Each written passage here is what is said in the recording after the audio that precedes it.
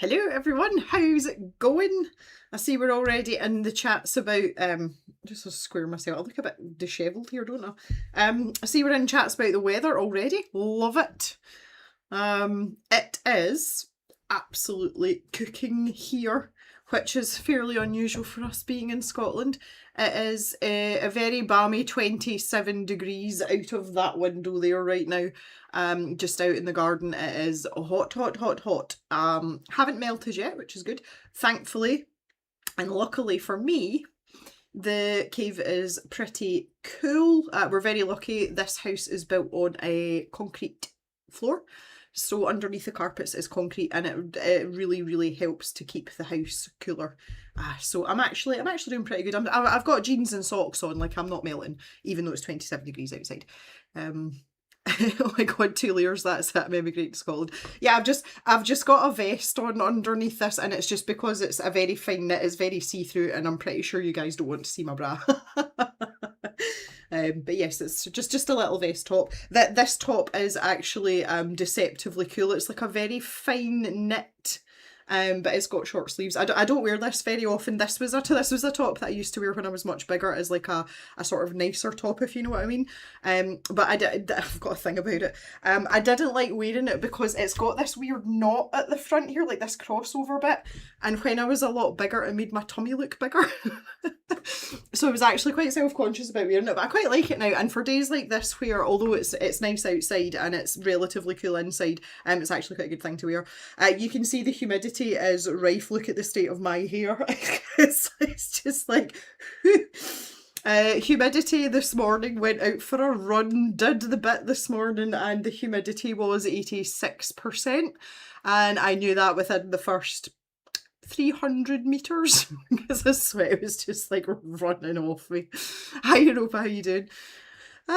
So yeah, it's that was fun. I'm not, in all honesty, I look quite fresh. Yeah, even I was surprised myself. I was like, I look quite fresh.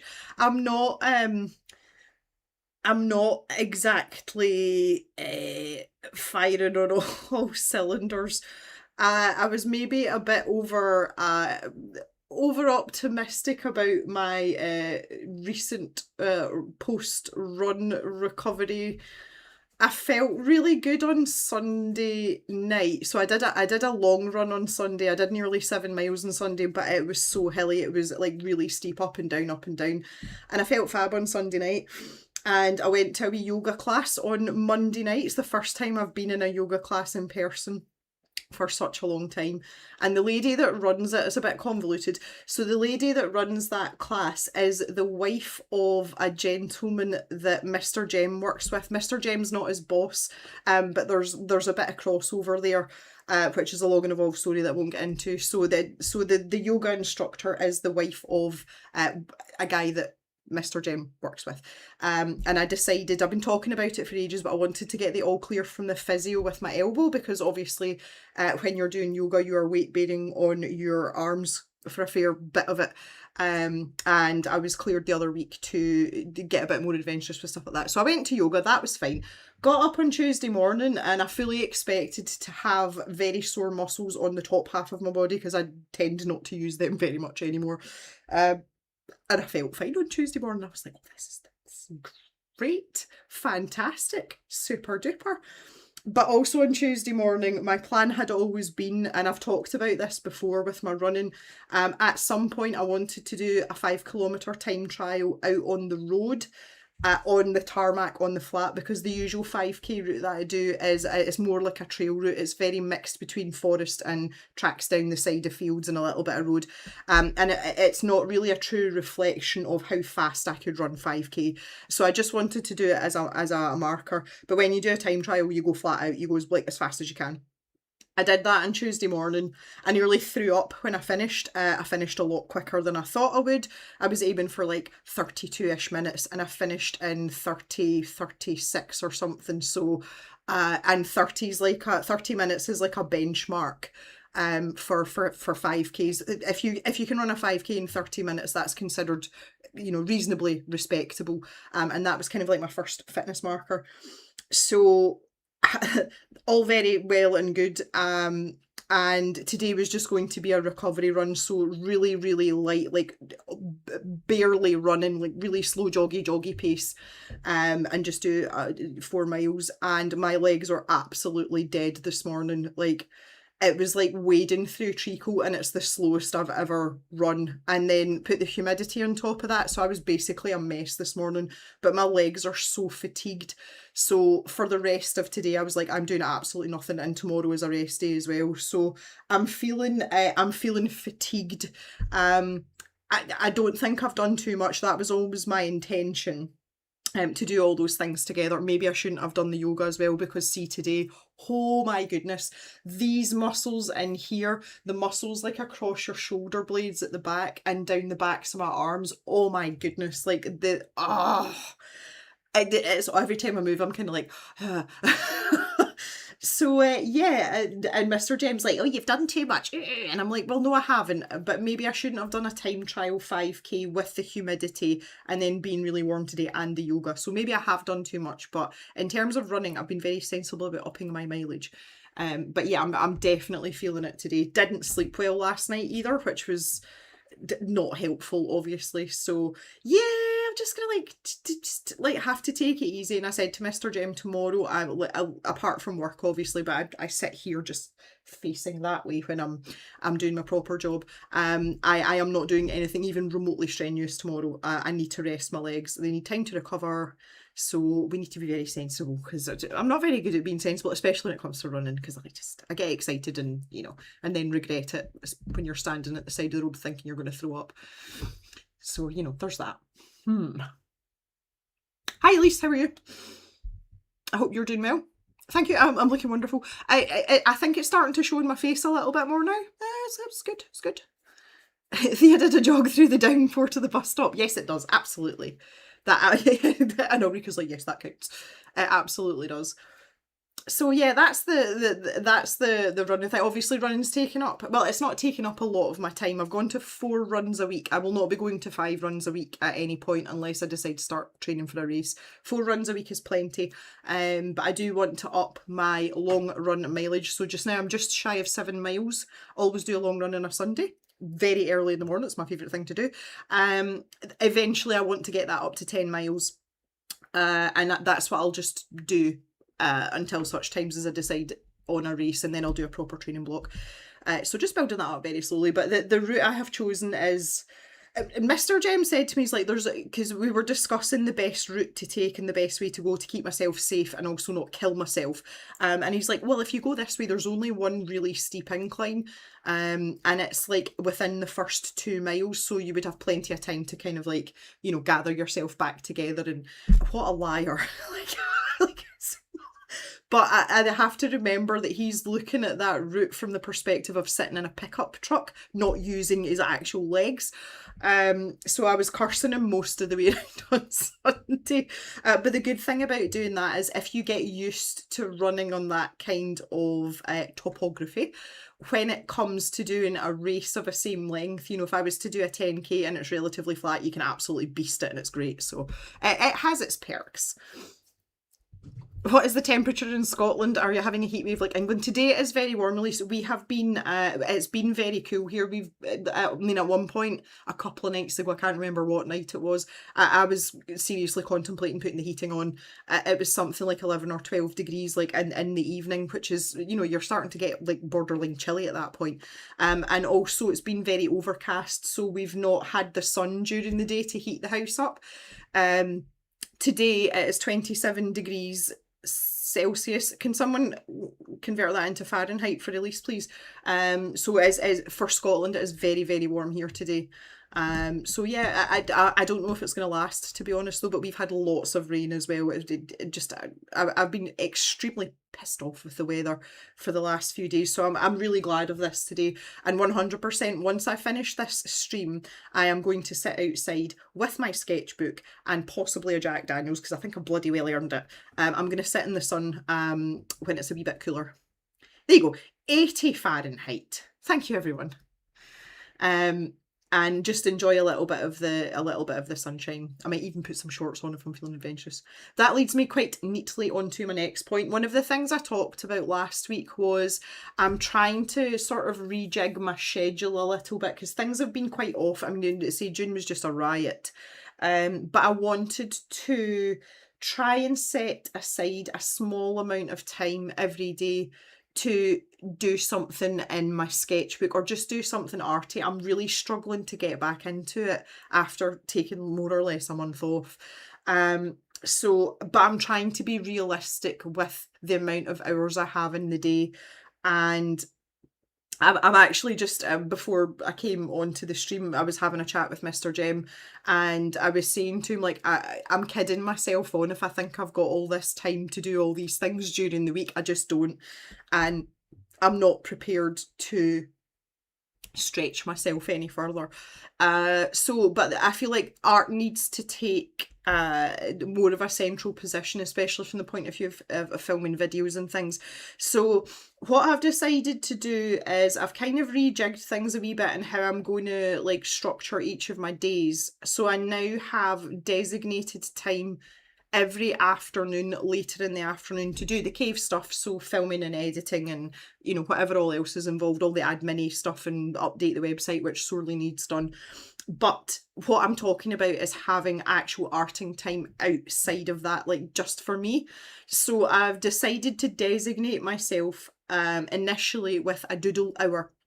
So that is going to be 1 hour and 1 hour only, 60 minutes, no more and no less, to do whatever I feel like doing. Not, oh, I need to finish that work in progress, or I should really work on this, or I should really start that. Just on the day, this is the hour that I've got, so I will predetermine that hour, maybe the day before, but it's kind of looking like my first hour after dinner, because that tends to be when I sit down and go, oh. I can sit down and go, oh, with a sketchbook. So I want to keep that as loose and free as possible, just to do whatever the hell I fancy. And if that means literally picking up my sketchbook and, you know, doodling randomly while I watch the TV, or a quick pencil sketch of something in the house, you know, it doesn't matter. So I really, really want to do that, just to give myself that creative time without any sort of restrictions or pressure on myself, because the one thing I don't want to happen is I don't want to lose my enjoyment of arting, and I've really not been making enough time for it. So that's kind of my plan. I am going to have my doodle hour after the stream today though, as I say, and I'm going to do it in the garden, just, but I quite like drawing outside, and I think I'm just going to grab a graphite pencil and go and sit out and do something. Thea says, should we start a list of doodling ideas in the Discord? Well, yeah, you could. Also, if anybody wants to join me for like a doodle hour, if you think that's something that might help you or something that you might enjoy, yeah, we could have like a doodle hour prompt. I don't want to call it a prompt list. Maybe just like an idea. Yeah, like an ideas thread. Yeah.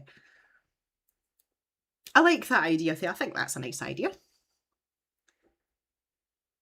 Oh, hi, Kate. I didn't see you slip in there. Nice to see you. Thanks for joining us.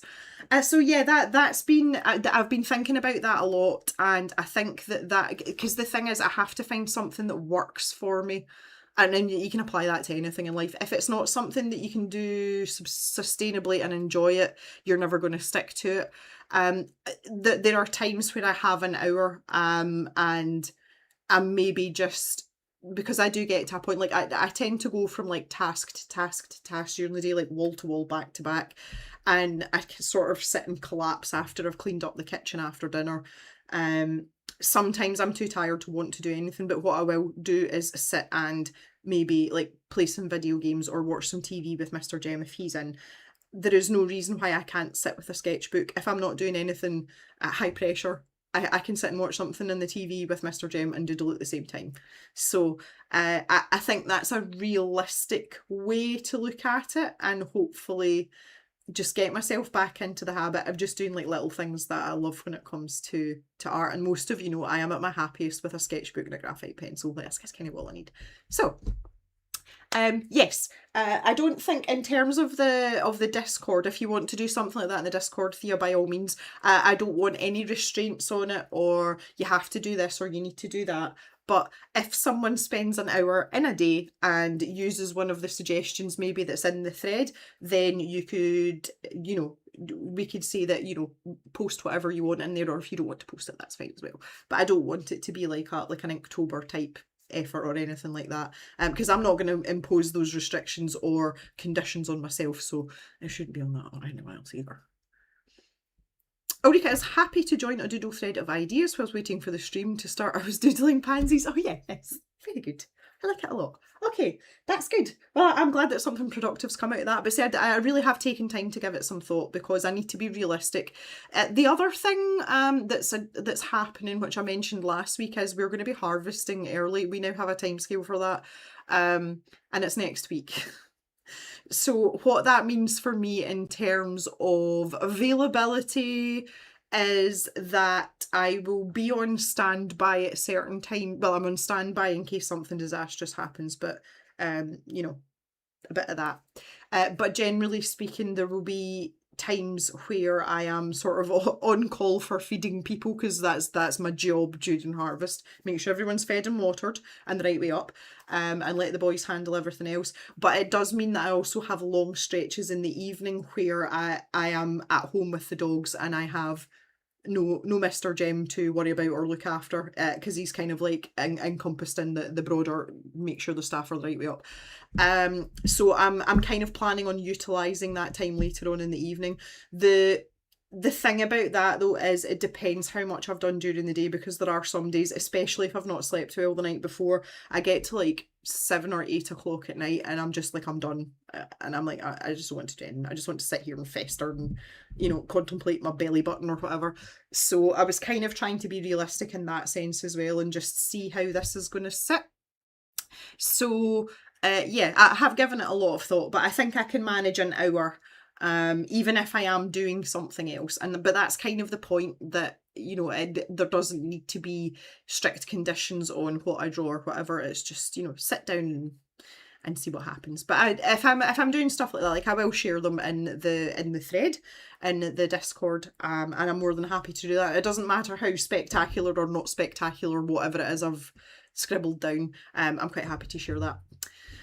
What is my favourite game lately? Well, just now, I've been really enjoying Librarian. We talked about this last week as well, and I noticed that Thea went straight to Steam and downloaded it. I've been really enjoying that. I've been playing a little bit of that. I'm still playing Power Washer 2 as well, but it's like the extra levels. It's not like the main storyline. Other than that, I haven't been gaming much. I've been pretty busy with other stuff.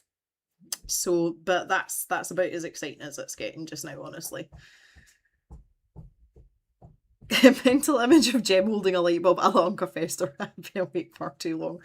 I had an absolute monster sleep the other night. That was Monday night. What day is this? Wednesday? Yeah, Monday night. And I think it was just my long run catching up with me. So on Monday night, after I came back from my yoga class, we had something to eat. And we were quite late eating, and I sat down on the couch and I just pulled like a blanket up on top of me, and Mr. Jem said to me, he's like, "You're goosed, aren't you?" And I was like, "Yeah, I'm really tired." And I just made the decision then that I was just going to shut my eyes and see what happens. I am not a person that can nap. I never sleep during the day. Jock's making a den. He's in the plastic bed. I don't know if you can hear him clacking about there. He's going around. He's so adorable. He's doing really well just now, actually. He's really happy. Like, sitting out in the sunshine, I think it's nice on his own bones. Oh, no, this won't fix it. Oh. Is that good? Are you happy now? We're good. So but I just made the decision there, and I was like, I'm just going to shut my eyes and see what happens. And apparently I was out cold for an hour and a half, and I was snoring. I got up, went and put my pyjamas on, went to bed and went back to sleep, and I slept right through until like 5 the next morning. So again, I was obviously needing it, but that never happens to me. That wasn't like I'm like a 5 or 6 hour sleeper, absolute tops, and that was like 8:30, 8:00, 8:30 at night until 5 the next morning. So I was like, yes, so good.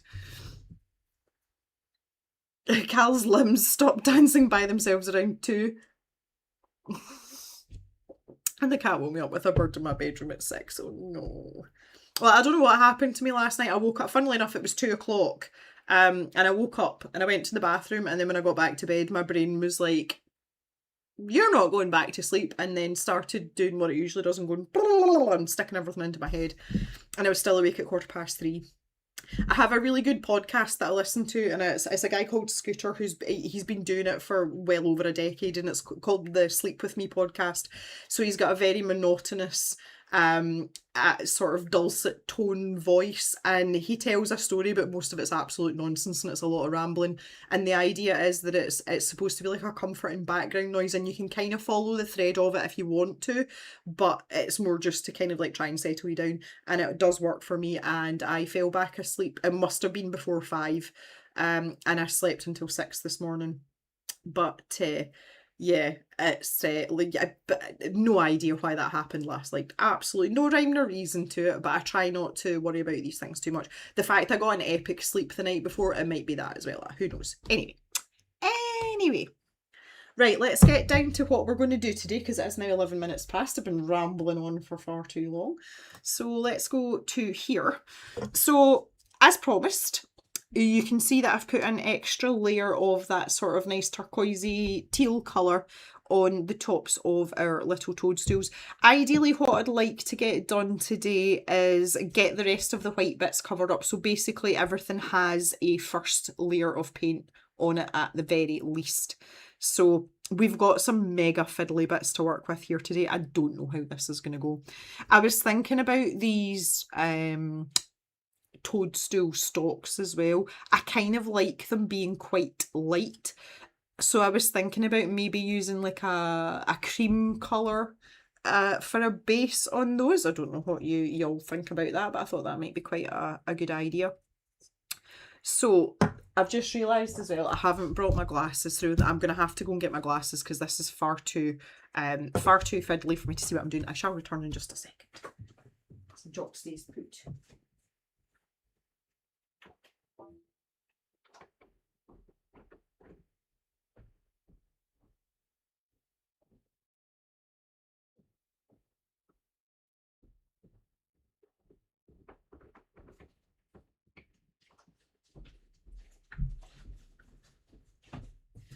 A righty McCoho, that's better.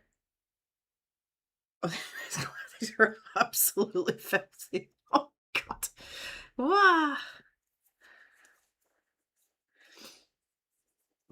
Hungry at 2 a.m? Oh, goodness me. Oh, no, can't be having any of that. Yeah, I'm very, it's a very apparent to me very quickly if I wake up during the night whether or not my brain is going to let me go back to sleep. I usually know by the time I'm on the way back from the bathroom whether it's going to be a success or not. I still try though, that's the thing. Like I will try for a good solid hour to get back to sleep, and if I'm still awake after an hour, that's when it's like, right, let's change something. Sometimes that means getting up, sometimes it means listening to a podcast, sometimes it means turning myself upside down. I think I've mentioned this before as well. It's quite an odd one, it's quite unorthodox, but sometimes if I can't get settled in bed, turning upside down so that my head's at the foot of the bed and my feet are at the top of the bed, sometimes that's enough just to knock out that you're not going to sleep in your bed. You know, it just kind of like resets your brain a wee bit. That works really well for me. I don't think it works for anyone else. I've never met anyone else it works for, but it's worth a try. Hi Mary, how you doing? It's ridiculously hot where your laptop is. Oh man. So I'm assuming very warm with you too. It seems to be a theme. It's the fact that it's warm in Scotland, I just automatically assume that everyone south of me is much warmer. So if I'm warm, you guys are screwed. Righty ho ho. Okay, so I have been, again, it's been like sort of ticking away in my brain over the last week. We need to think about other colours as well. So what I thought was for the vines, we could maybe go for like a darker green, like more like an olivey kind of green. And for these, what we're assuming are leaf patterns here on the handle, we can use more of like maybe a spring green type colour for the base. And we will use a combination of those two colours, because this to me looks like, well, it's either like a fungus that's grown, but I think we should keep it like a greenish colour. Oh, that's the other thing as well. All the mushrooms around the farm have started to sprout up, and they are huge. See, because it's been mild and it's been very wet, that I kid you not, I've passed mushrooms that are like wider than my head. So the next time I go out, and normally when I walk the dogs, a lot of the time I don't take my phone with me because I just like a bit of peace for, you know, like 3/4 of an hour. But when I take them out tomorrow, I'm going to take my phone with me and take some photographs. I will put them in the reference images thread on the Discord as well for anyone that likes them, but they are gigantic. They're gigantic. 26 degrees according to what you think. Oh, so you're the same temperature as us, Mary. Hi Patty, how are you? Hi Anna, I didn't see you coming either. It's 29 degrees with you. No. No. I don't like that at all. No, I'm not having any of that. That's just not acceptable. Oh. It's the humidity. I can't deal with the humidity, especially when I'm running. Like it's awful. It makes things so hard because you literally can't suck in enough oxygen because there's so much water. So it makes everything like 20 times harder, and it's nasty, and I don't like it. Right, okay, so on the basis of colour mixing and all the rest of it, where is my palette? My very fancy high-tech and high-end palette, and my paint puck's got hair attached to it. Great, we're doing so good today. But it was days like today, so I washed my hair this morning after my run because it was literally plastered to my head with sweat. But I knew that there's absolutely no point in trying to do anything with it. I'm like, just stick it up in a ponytail because it's going to go to like 4 times its normal width, which it has. So it's just like, whatever. Just you do what you like, as long as it's not hanging in my face, it's fine.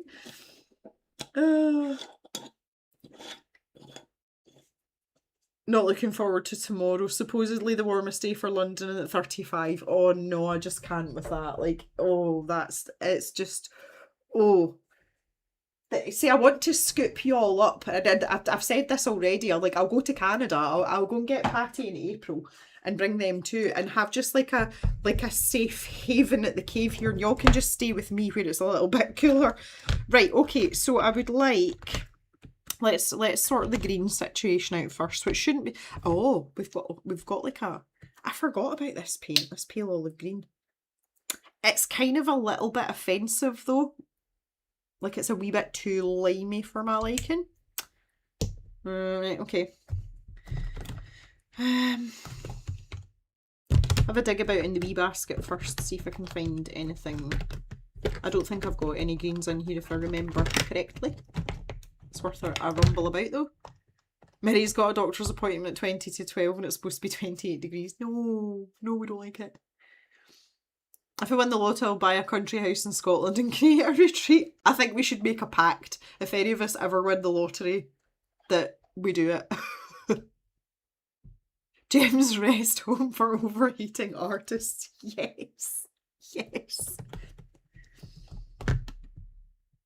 Patty, it's only 24 to 30 today, but the humidity is coming back next week. Yeah. A B&S instead of a B&B, bed and sketchbooks. Love it. Right, well, right, that's our end. All of us were sorted. That's our enterprise, okay? Well, we'll make it like a cooperative. I forgot about this Naples yellow as well. This is a really good colour just to have. Right, okay. Oxide of chromium green. That might be a bit more... okay. Oh, there's the offensive green. Oh. I've got olive green as well in the Winsor & Newton. Right, let's splodge a bit of this stuff out and see how we do. Oh, see, even just lifting that over there, that is so sore in that muscle.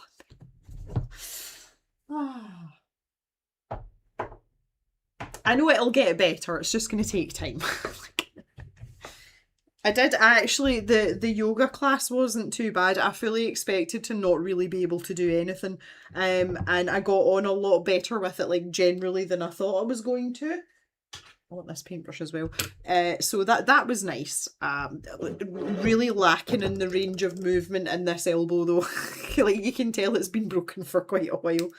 Right, I'm going to start with this olive green. Oh, this paint is so good. Look, it's so nice. So nice. I think I'm going to need a smaller brush than that though for these vines. Let's grab this little Milan Zero because why not?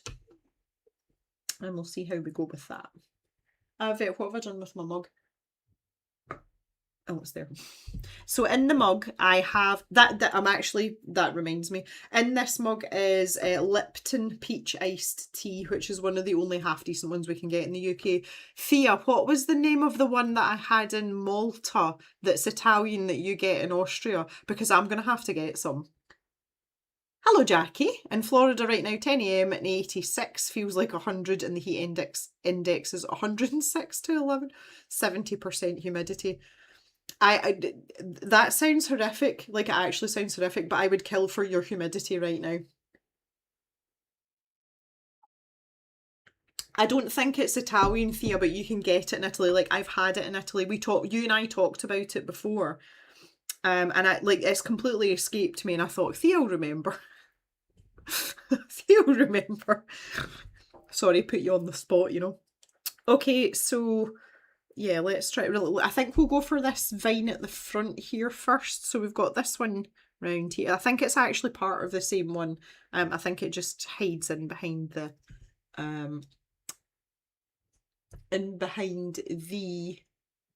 oh, come on, autofocus, you can do it. I think it's trying to focus on the paint a little bit too much. There we go. Right, we'll stop it there. I'll let it stew up there. Thea doesn't remember for a change. It mostly, well, when I was in Malta anyway, it mostly came in like cans rather than like a bottle. And see, as far as peach iced tea goes, oh, it's absolutely streaks ahead of the Lipton one. And that was like the mainstay of my entire non-alcoholic beverage consumption when I was in Malta. It was so good. They do other flavours as well, but I absolutely love peach flavoured tea. To be fair, I like peach flavoured anything. I'm good with peachy flavours. But that was like, yes.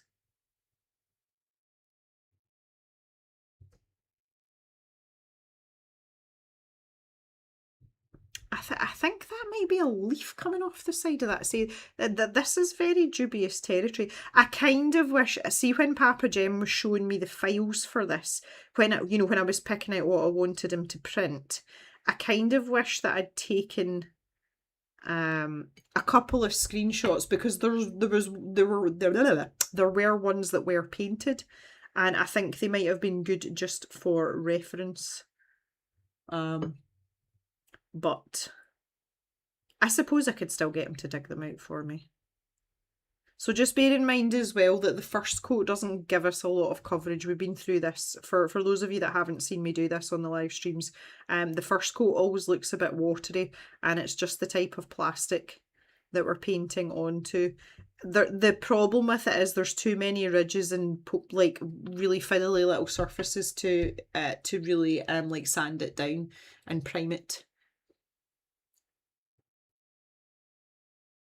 Fused tea, that was it. That, I'm pretty sure that was it. Fused tea. That rings a bell. I think it might be that one. I've got a strong feeling it might be that one. This is a horrible bit to get into because that is right in behind. I don't want to disturb my beautiful teal toadstools. Oh yeah. That was pretty good though. I'm not going to congratulate myself too early. There's still plenty of time for this to go horribly wrong. Again, model painting, not really...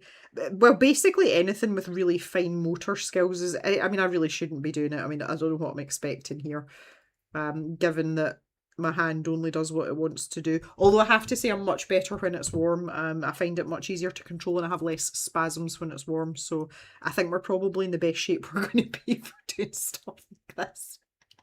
Hi, Jan. Hi, chums. Is your dad coming to help out with Heart? No, he's not. Now, so I said harvest is early this year. We are 2 weeks earlier than we were last year, but last year we were also early. So the start of harvest is coming further and further into the summer opposed to towards the autumn. And Papa Jem still has his own business. He still works. And he is extremely busy just now because the sun's out. So he will not be joining us for harvest. As far as I know, he might take an odd weekend. He might come up for a day or two, but he's not rostered in on the official schedule, if you like. Leeds Art Gallery exhibition. You're so cultured, Jan. I feel like this is a really weird. Like I'm not convinced about this. Like, why is this shape? Any suggestions? Welcome in the chat. Like, is it something else? It's kind of difficult because they're just white blobs. They're just white blobs. Fused tea. I'm almost convinced that's fused tea now that you've said that, Thea.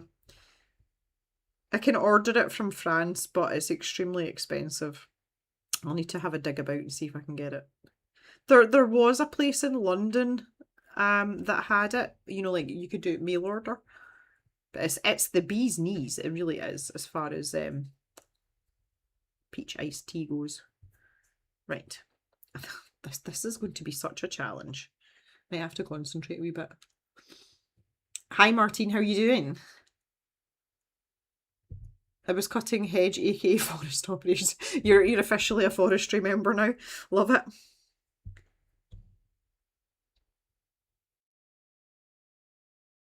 Is anything you painted to be such a supportive comment? Thank you, Jan. It just doesn't feel right though. It feels a bit off, but I think I could make that blobby bit at the end. That was very technical, wasn't it? We could maybe make that into more of a leaf than a vine. I don't know. At the moment, I'm more concerned about manoeuvring my way around this handle. This is challenging. But see if I can just get one little layer down. It doesn't matter if it's an even coat or not at this point. Just as long as we can get a layer of paint down, and we'll square it up a bit on the next coat. I did find that, see with the toadstool, see when I put the second layer on, I think that the first layer of paint makes the surface like a bit more adhesive, because I felt like the paint wasn't sliding about so much and I had much better control over actually like covering the area on that second coat than I did when I did the first coat in the stream last week. So that's quite encouraging. So when we're doing this first layer, I think it's just a case of just try and be as careful as possible, but try and get as much coverage as possible also. Yeah, that's definitely a leaf there. And now that I've painted round it, it looks a bit more like a leaf shape as well. I would also like to point out that see the actual coverage of the paint, see on the camera, it looks horrific. It looks much better than this in real life. Don't we get that in colouring books too sometimes? What's this supposed to be all the time? All the time. This is where it's extremely advantageous. You know, if I'm doing like a little a colouring series on YouTube, you know, in videos, if I mention in the video that I've got like line blindness, there's always some really sensible soul that comes into the comments and goes, "Jem, it's a such and such," and the minute I look at it, I'm like, "Oh, so it is." That's very handy when you're a YouTuber, because you will have people that can sanity check for you or just see things that you can't see in the moment. That's one of the things I love about doing colouring videos on YouTube. Like, you get lots of help. It's good. Very good indeed. Okay, so this is, I'm trying to keep this as neat as possible, because on the inside of this handle there, you can see that white part, just, you know, down that crease there, that should be brown. But I just wasn't sure where the boundary was. But now that obviously because I've put paint on the protruding area, it becomes very apparent. So that gives me a nice line to see where I need to tidy it up. So that's very good as well. Very, very good. I don't know what I'm going to do with the inside as well. Again, if anybody's got any thoughts on what we do in here, because that's going to be a bit of a show. If we try and paint it, but I'm open to suggestions. The one thought I did have, and I'd have to wait until everything else was finished, I was going to line the entire inside of it with PVA glue and chuck some glitter in it, and just like, you know, put something on top and give it a really good shake so that the inside was glittery, because why not? I think at this point it would have to be either pink glitter or teal glitter though. Again, something that was very much the contemplation point over the last few days. Terribly important, you know. It's like, how are we going to feed all these people at harvest? Doesn't matter. As long as I've got the glitter situation sorted out, who cares? It is kind of a luxury though of being the farmer's wife and technically not being employed on the farm. You generally don't have to sweat the big stuff. And if there's one thing I'm good at, it's feeding people. So my role during harvest isn't exactly taxing for me. Feeding people is one of my favourite things to do. I actually enjoy feeding other people more than I enjoy feeding myself. It's so nice to have a lot of people to cook for, and it's something I don't do very often anymore, which I kind of like as well, honestly. But there's a lot of joy in preparing food for especially people that are extremely hungry and extremely grateful. We have 0 picky eaters in the normal harvest squad, and I always ask, you know, is there anything in particular that you don't like, or is there anything that you can't eat? And the answer is always, I'll eat whatever you put in front of me, which is fabulous because it means I've got carte blanche to do what I want. But pasta is always extremely welcome. And you get extra brownie points if you give a little parcel of garlic bread wrapped in tin foil. It just absolutely makes everyone's night. Because a lot of the time, the guys, especially the guys that are driving machinery, they tend to live off a lot of like cold food, like sandwiches and things. And there are only so many sandwiches that you can eat during a harvest season. So to get some tasty garlic bread that's still warm, it's usually welcomed and received very well, and it's so simple. It's like a garlic bread's not gonna work. If I do have time though, sometimes I like to make my own bread, like a focaccia or a ciabatta or something, and then make it garlicky. I don't have time for that now. It's going to be a shop bought garlic bread, or at the very least a baguette, a shop bought baguette that I shall garlicify myself, because I like to put herbs and things in.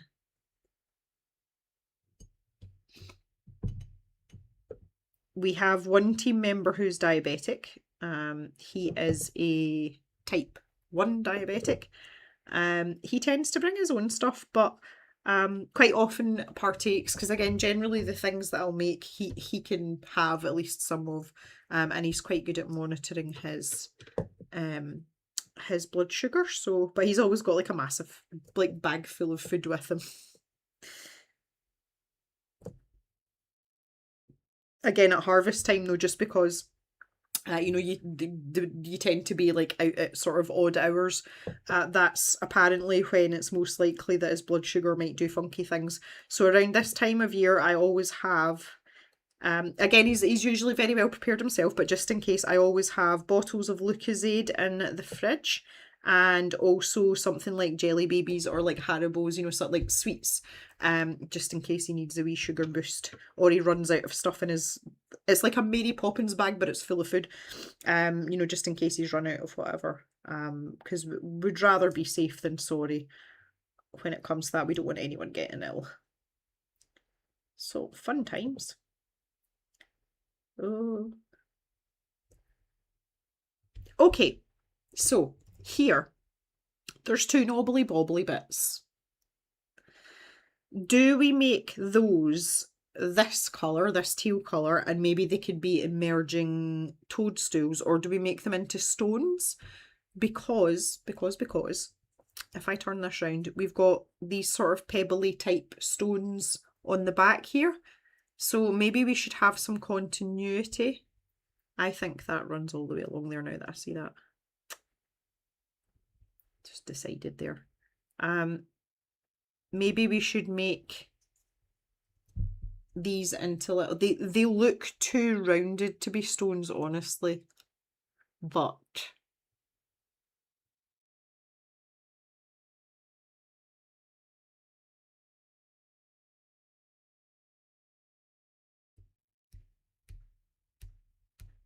Mum used to get little sachets of glucose off Amazon. Yeah, I think he's got glucose tablets, like the dextrose tablets, but apparently they're pretty minging and they're quite chalky.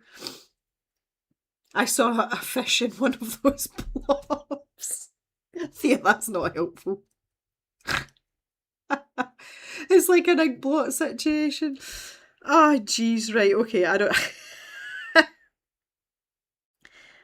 There's definitely no fish. Well, I mean, there might be. Who knows? Who knows? Good grief! Right, okay. But yeah, if I paint this and then I'll show you the outline. Hopefully, that nearly went wrong. Hopefully you'll see what I mean. Na na na. I need to get my paintbrush in that tiny little. I know some of these angles might not be great for you guys watching, but it's not one of these situations where I can display and then work. I just have to turn it whichever way I can get my paintbrush in. And this is why this would be probably much better as a video, because I could set up a couple of camera angles and make it look nice. But here we are. And you guys wanted this in the stream, so who am I to deny you of that pleasure?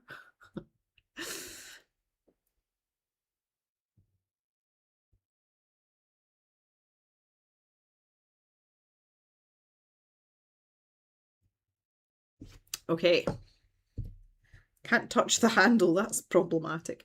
Okay, yes. So we've covered the vine areas now. Oh right, I've missed a kind of outside edge. See if I just turn this round. Again, this is the thing about having things that are 3D. So you can see on the back there, that's clearly part of the vine, and I've completely missed it because I was looking at it from a different angle. The tablets are horrible. I have glucose drinks to take much nicer. Yes, this is coming from someone who is actually diabetic, so I will take Jan's word for it. Yeah, the gentleman that works with us, he seems to prefer liquid sugar. So like a can of full sugar Coke or something like Lucozade, like a sports drink kind of thing. He tends to favour that sort of stuff. And again, because we're rural, there's only so many places you can go and like buy things, so stuff like that seems to work quite well. Wouldn't be as funny as a video. Okay. Everything will be fine at the end. Yes. 10 cave points for punnage.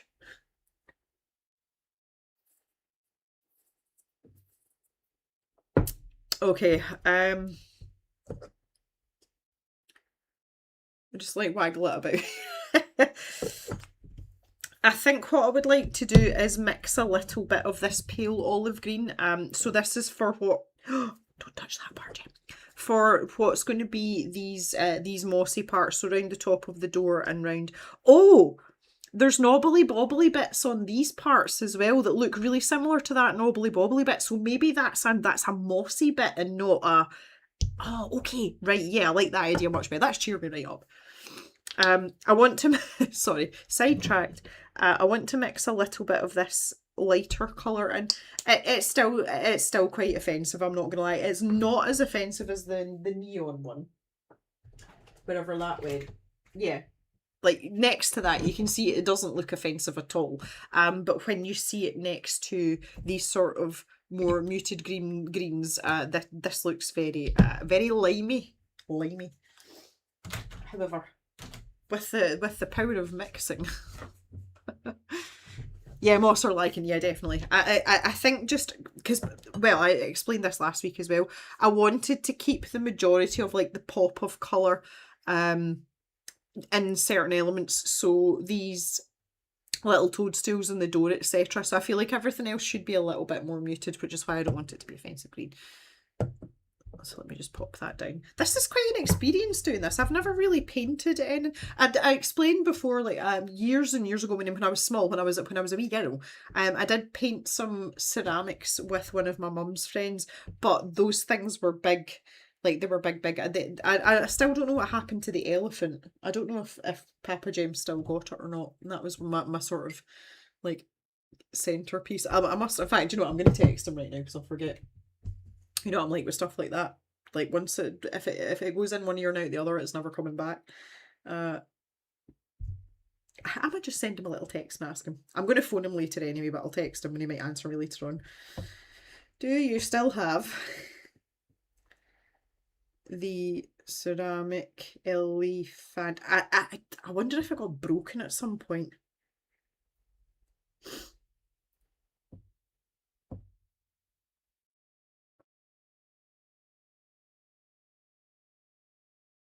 I hope he hasn't chucked it out.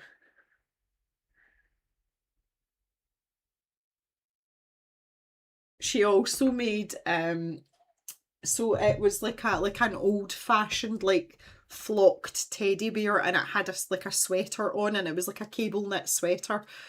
So she made one of those for mum and dad for their business, and the sweater was the business colours, and she wrote like the company name across the sweater, and that used to sit on the counter like in reception when mum and dad had like they had like a business unit in the local town. So there was a physical showroom that you could go into to go and look at fabrics for your blinds and things, and that teddy bear sat on the corner of the counter and it was there for years. Avocado bathroom colour. Yeah, 1970 bathroom suite. Interestingly, the house that Mama and Papa Jem moved into, so I mean I was tiny, I was like maybe a year old. Apparently that had an avocado bathroom, and I don't remember it though. I still prefer the avocado bathrooms over like the pink coloured ones, like the salmon coloured ones. They were horrific. Like, but again, then, you know, I'm probably biased because I really like green, so, you know. Right, so my thinking is like 2 parts slightly offensive green to 1 part olive green.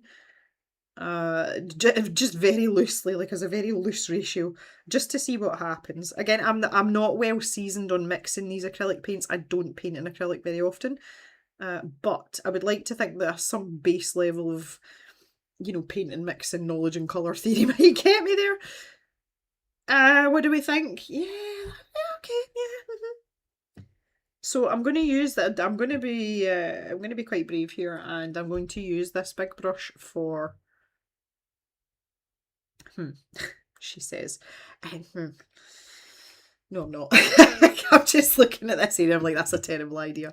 Absolutely terrible idea. We'll just stick with the weenie brush and take our time, and everything will be okay. I kind of want to do the difficult bit above the door first. Oh, I don't even know if I can do this or not, because we've got the stalks of the toadstools as well. Oh, right, bit of concentration, off we go. Come on, Jim, you can do it.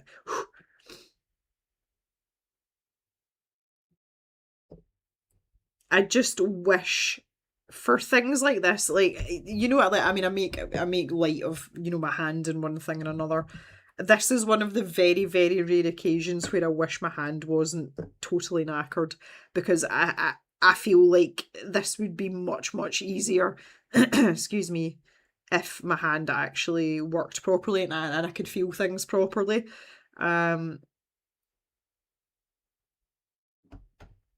Because, like, right now, I'm leaning on the top there with my pinky. I can't feel myself doing that. And that's obviously to try and steady your hand. So if you're trying to steady your hand on something that can't feel anything, it's problematic. I have gotten really good, though, at using, because my thumb and my first finger, I've still got all the feeling in them. They're just not particularly dexterous anymore. That looks almost the same colour as the vine stuff. I suppose it'll be different when it dries. I've gotten very good over the years though, and that's something that has developed. Like, that's just part of my artistic skill set that has improved. Like my brush control, particularly with my thumb and my first finger, I do find it a lot easier now. And to begin with, I wouldn't have managed to control things nearly as much as I can now. So there's definitely been improvement, and that's always really nice, because you know, you don't want it to feel like it's a thankless task. So we've definitely seen improvement. I mean, I don't think it's ever going to be particularly good, but it's better. It's better. Do you know, I've just got really sudden vibes from this. Did anyone have... So I'm talking to those of you who are maybe in the age bracket of like 38 upwards. Does anyone remember a kid's toy called the littlest teapot, the big teapot? And it was like a playset, like a doll's house, but it was the shape of a teapot. The windows and the doors, I'm pretty sure those frames were this colour. I'm totally getting that vibe from it. That just came out of nowhere there. Right, there's knobbly bobbly things here. This is an issue. I'm going to cover the knobbly bobbly things in this paint as well, if I can. This is insane. Oh, goodness me. If I stick my tongue out, does that help? It's, oh, God almighty. Get off. Caught that just in time. This is wild. Absolutely wild. Of all the people least qualified to do this kind of thing, it's definitely me. It's just as well I'm not doing anything like professionally with this, because this would basically be career suicide. But we like to play with art stuff, and you know, when the cave's been going for like what, how many years did we decide? A lot of years now. And it's not often we get something that's completely novel, so you know, and it's something I really wanted to do because I got really excited because it was a cute. Oh, I've done it again. Get off. Oh no, that's stuck in the grooves. Halifax money box vibes. Oh, okay. Europa was born in 91, had that called the big yellow teapot. That's it. That's it. That's the one. They had the same sort of frames. The frames were blue, weren't they? And the teapot was yellow. Yeah, the frames were blue and the teapot was yellow and the door was red. I'm almost certainly. Um, just on the same sort of nostalgic vein, I had the big red chimney pot, so it was the same idea, but it was a red chimney stack, and it had like a face on it, and you opened it up, and there was all these different floors. I had that one too. I remember that. I don't know if I actually had the big yellow teapot or not, but I remember that very vividly from my childhood. And the image link works. Ooh, yellow with blue and red. Yes. See, I remember all that weird stuff. But it's the shape of the windows are totally giving me that vibe from the big yellow teapot. That's amazing. And that was proper 80s as well. I know that Europa said she had one in the 90s, but the age that I would have been when I had that would have been mid 80s. Mid to late 80s. That's amazing. I wonder if you can still get one. You know, they've kind of like rehashed these kind of things like they did with Polly Pockets. Then you have a Polly Pocket. I had that, like the ones with the tiny pieces you can choke on. That's the Polly Pockets I had. But they made the figures and the sets bigger because of the choking hazard. But I was too old for them at that point. Oh, like what am I supposed to do? Oh, that's far too much. Something that I'm learning as I go along here is, see, when you're working in these really confined spaces, one of the tricks is to not load your brush up too much. So basically you don't have anything globular on not that there's much of a belly on that brush, but you know the part I'm talking about, not the tip. Because it makes it easier to maneuver yourself into these tight spaces without accidentally touching everything else. So be quite stingy with your paint load on your brush. And that's actually okay as long as I don't completely balls it up now, which I'll do my best not to. Oh, I'm so proud of myself, look. So proud of myself. Polly Pockets. Oh, you had Polly Pockets too? Big Yellow Teapot was from 1981 originally, yeah. Do you know what? It was quite trendy. So this is Elise saying, have you ever done diamond painting? I haven't. Part of it is just talking about my hand. See being in this closed position with my hand, that is probably the sorest and hardest work position my hand can be in. See if you team that with a repetitive action like this, which is what diamond painting is. See when I do that, see when my hand's resting on the table and I'm going like that, I get like shooting pains that come up from these two knuckles here, which is where I've got feeling, where I've got no feeling, but I can feel that up in here and also in here. So it's like a strain injury. So I decided against the diamond painting thing just purely on the basis that I think it would probably hurt more than it was worth, if you know what I mean. And Mary had a big yellow teapot at our playgroup. The Weeble treehouse and the fire engine. Thea's tortured her hand through two rather big diamond paintings, but did it cause you problems? See, this is like, I'm looking for validation now. Oh, Penny. My friend had the Oh Penny. Was it like a big mansion, Cal? Like there was a really big set.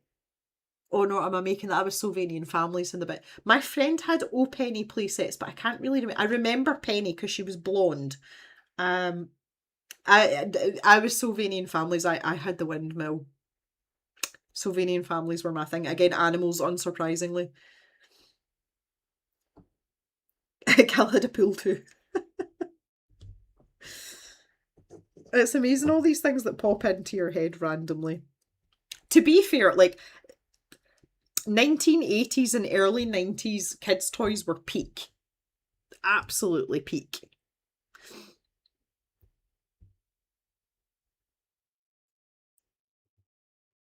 Board games as well. There were some amazing board games that came out in the 70s and the 80s. I love a good board game. I don't have it. Mr. Jem's not really into board games apart from he likes Monopoly. But he always beats me at Monopoly. Like, it doesn't matter like whether I use strategy or not, he's just really jammy, like he's just really lucky, and he always beats me at Monopoly. He will not play Scrabble with me though, unsurprisingly. My Scrabble game is good. The house, windmill, and I think a shop. Yeah, I had the cottage hospital, the florist, and the post office in Sylvanian family. So they were like the little sets. So it was still like house shaped, but they were small. Ulrika still has her Fisher Price pull along doggy. That's amazing. Oh, that's so precious, Ulrika. Operation and I never played Perfection. That was too much for nerves. But again, long before I had a hand injury, Operation was the game. And you know who was really good at Operation? Papa Jem.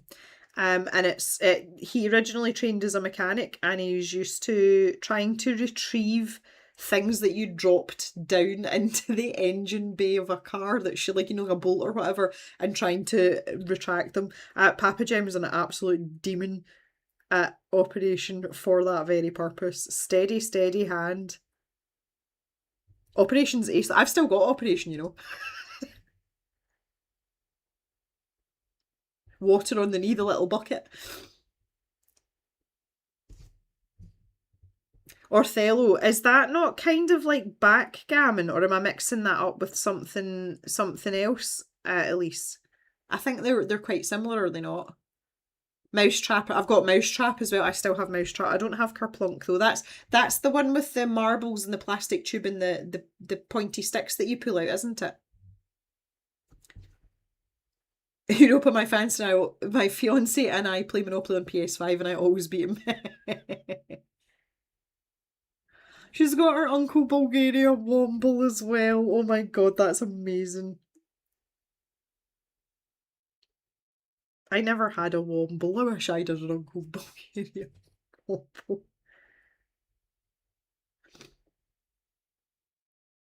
Nessie Hunt, you had a map of Loch Ness and had to predict where the monster would appear. Oh, that's so cool. How very Scottish. Patty had an easy bake oven and brother had creepy crawlers. The donkey one was Buckaroo. I don't know, right? I'd just like to point out that sometimes my brother lurks here in these live streams in the afternoon but doesn't show himself. My brother burst his eyebrow with Buckaroo. Not with me, with his siblings on his other side, but he actually had an injury. I'm sure it was either Buckaroo or Pop Up Pirate. It was one of the two. Yeah, Buckaroo. Pop-Up Pirate. That was the one that you stuck the knives in the barrel. They do a Super Mario version of Pop-Up Pirate now as well. I can't remember what it's called. I'll imagine I've Mario in the title somewhere. All right, I need to you've got me all animated now. I love talking about old board games and stuff. I need to get my paintbrush in this wee gap here without damaging everything. Without ruining things for myself.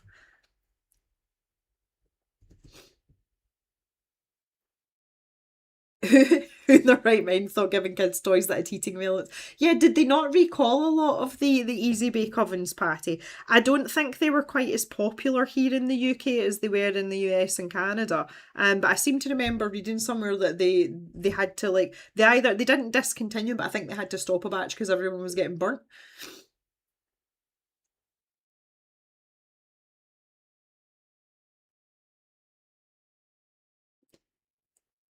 Trivial Pursuit. Oh, I hate Trivial Pursuit. See if you get someone that's a proper smart arse, you can literally sit there and not get to play and not get to join in. I hate Trivial Pursuit. I've always hated it in all the incarnations because they've done loads of different versions. I think it's just a very dull game. Do not like it at all.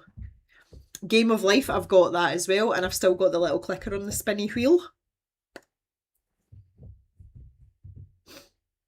Parcheesi, we didn't have Parcheesi. Again, I think that's more of a US game compared to the UK. Maybe our European counterparts might have had Parcheesi. Marigold Waves, I am that smart arse. We always played in teams for that reason. Well, I think, to be fair, I think everyone here's probably a bit of a smart arse, if I'm honest, because we all kind of stick together. Like, I get that, but I just, as far as engagement, if there's a big group of you goes, it's just not an inclusive game. I didn't like it. I just find it very dull. It's better to have games where there's a bit of, you know, chance or luck involved because it evens the playing field a little bit for people that aren't smart arses. I loved Cluedo as well, for Canadian and US people. Clue. I don't know why we have a do on the end of it, but I love Cluedo because that's a clever person's game as well. Tiddlywinks, yep.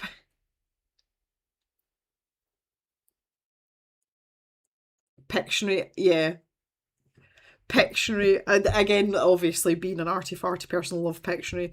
It was Mama Jem that used to throw the huff with Pictionary because she couldn't draw to save herself, but she just seemed to have a really huge problem with, you know, like representing. It wasn't necessarily her her ability to draw. It was the ability for her brain to actually give her something to put on the paper. That was the problem.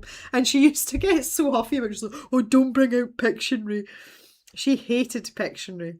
She loved Cluedo as well, though. Mum would always be the first person to be like, well, I'll play Cluedo with you. Love Cluedo. That actually looks quite good just as it is. You're looking quite into that. Scooby-Doo Cluedo. Mum and Dad played Rummikub in the caravan. I've never played Rummikub, I'm aware of it, but I've never played it. Uno, that's always a favourite with us as well. Jacks as well. I've still got some Jacks somewhere. Perfection, that rings a bell as well. Was that the one with all the shapes you had to fit into the grid and it tick tick tick tick? Is that the one I'm thinking about, Elise? Frustration. Yeah, that's a bit that was frustration was a bit like Ludo and it had the poppy dice in the middle. I think I've got dominoes somewhere too. I'm gonna have to go and look at it. Oh, it is, Elise. Oh yes, I remembered right. Yeah, there was like a timer, wasn't there? Um, I've decided I'm gonna paint these leaves with this colour. I'll just pull in more of the offensive colour, just to get some colour down on it. Oh, I was meant to do the knobbly bobbly bit down here. Hang on. That's the wrong brush to be mixing with. I'm getting overexcited about the games. I'm going to go and look in my games cupboard when we finish before I go and sit outside, and see what we've got to. Got loads of good games. Right, so yeah, these are knobbly bobbly, so we'll make this like the moss. This is not a leaf. This is a knobbly bobbly bit. Oh, I thought that was Papa Jem messaging me back. It's not. Okay, right. Excellent. For us, it was called Trouble with the Poppy Middle part. You know what I'm talking about, though, don't you? And it went.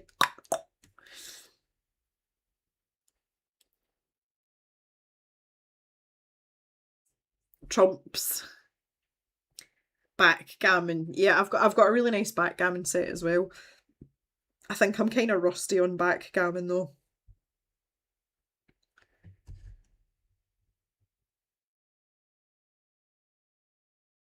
There doesn't actually look like much of a colour difference here between what we've used for the mossy parts.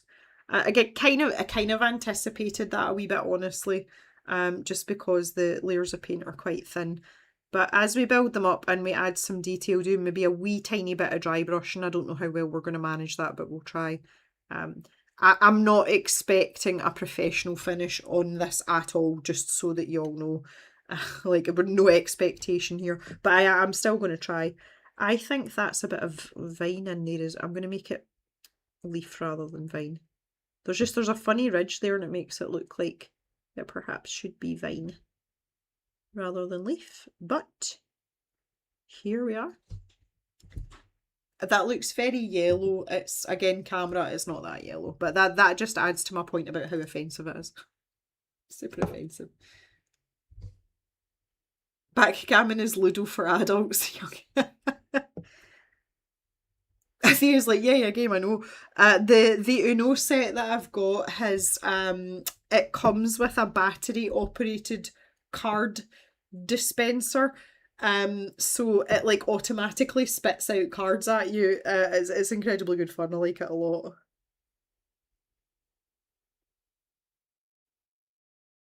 can't remember what they call it. Is it Uno Rapid or something? Anyway, same principle. We do like Uno though. See, Uno's a game that it doesn't matter who's in attendance, everyone can join in, and if they've never played it, it doesn't take long to learn the rules.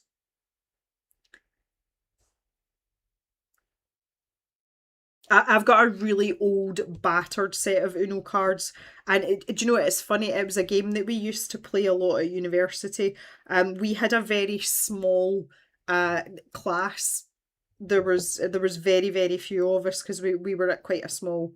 Although my degree was awarded by the University of Glasgow, we were a very small agricultural college, and there was several disciplines that used to sort of team up together, which is how Mr. Jem and I met, because he was an agriculture student and I was a bioscience student. Anyway, but we used to socialise a lot together. Like, we had quite a tight knit little group, and everyone got on, even though we were all very very different. And that was one of the things we used to play, was Uno all the time. So someone bought a pack of Uno cards, and like, if you saw the state of them, you would think that they were like 40 years old, and they're not. They're only 15 or 16 years old, but they're so like dog-eared. They were just extremely well used. Oh, Europa, you need to play Uno. Like, it's so, so, so good. Like, you can play with, like, kids and stuff as well. Like, it's very simple. Right, okay. We're actually looking like semi-respectable now. Like, we've almost got some more colour. I'm still undecided about the underside of these toadstools. But I think what we will do, they've got, how did I miss that bit? Can you see that under the window? How did I miss that? What even is it? I don't know. Um, I think what I'll do is I'll take a wee break just now, just give that a chance to dry.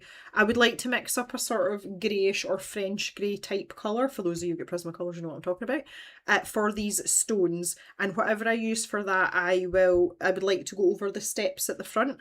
And I had a think about these hinges and the doorknobs as well. I'm going to do them with this colour just as a base layer, and I'm going to give it 2 coats, and then I'll pick up one of Julia's metallic watercolours to go over the top of it, because obviously being acrylic paint, once those bottom layers are dry, the watercolour's not going to upset it, but it will stick on top of it. So Jan's never played Uno either. Oh dear. Oh dear. Thanks for stopping in, Patty. Enjoy the rest of your day, and say hi to brother Patty for us. Give him a wave. And we'll see you again soon. Yeah, I think we're going to have our first Uno convention at the cave retreat for roasting artists, or whatever we decided it was going to be called. Yeah, I was going to make that into I nearly said a flower there. What is wrong with the heat's getting to me? I was going to make that into a leaf as well.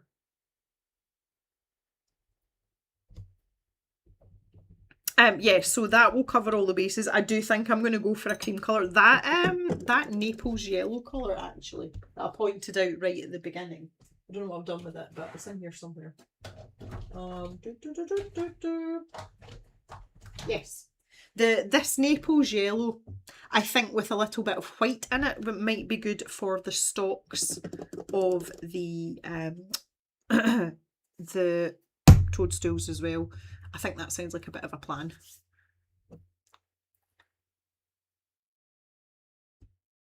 That's right, Europa. There seems to be an Uno game for the Switch. Okay. But yeah, that's the one. I'll go and dig out the pack so that you can see. I'll try and find the ancient pack, just when I take a little break here, so that you can see what it looks like. Something to do we get to get our lottery purchase retreat. Absolutely. I can see like a whole. This is like, see, when I'm out running, this is one of the things I love about running.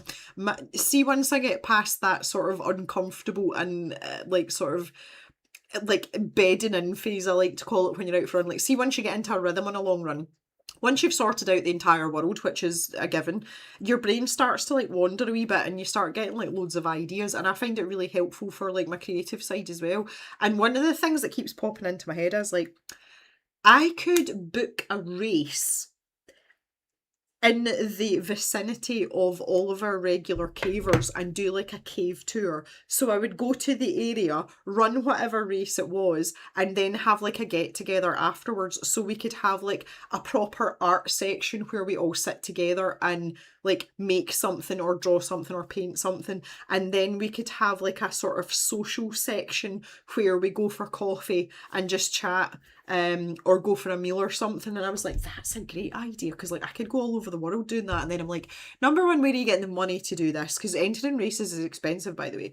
I was like, where are you getting the money to do this? And secondly, where the hell are you getting the time to do all this? But how good an idea would that be? Like the cave on tour, and all the races we could just raise money for charity. Like I could run for charity. How good would that be? Like, I think that sounds like an awesome plan. I was running along and suddenly going, yeah, that's a great idea. It would be so good. Because I was like, well, I could start local. I could start in Scotland, because we know we've got a few cavers dotted about. One's my neighbour. She's in the next county over. I've actually got a caver. I don't think she comes into the live streams, and she's actually like only a couple of towns over. So, you know, could do something like that. It was like, could start with Scotland, and then I'll branch out into the north of England, and then I'll just gradually work my way further south, and then I'll take a wee detour into Wales, and then I can go over to Ireland. And from Ireland, well, it's just a hop, skip and a jump over to the States and Canada, isn't it? Do you know what I mean? Like, and I had this all sorted out by like mile 6.5 on Sunday. Well, that's the thing, my passport's sitting there, it's doing nothing. Anyway, I shall leave you with that little thought. I'm going to take a wee break. Jock's absolutely out cold, he's fine. I need to go and check on Pip, see how she's doing. I'm just going to take this paint off my brushes. Because she hasn't been out for a wee while. I was just looking, I was about to say it looks as if the sun's disappeared. It has not disappeared. I'll go and do a wee temperature check outside as well. See what I'm in for once I get finished here. Gearing up for getting my sketchbook out. Right, I shall be back in it in a wee moment, and seeing as Ulrika has joined us this afternoon, you now have permission to ask her what she's cooking for dinner, and you can all talk about all the things that you make for meals when it's really hot outside, because we kind of all seem to be in the same place. And I'll be back in just a wee jiffy. A wee tiny jiffy. I don't know what the scientific measurement is for that, but that's the Scottish measurement.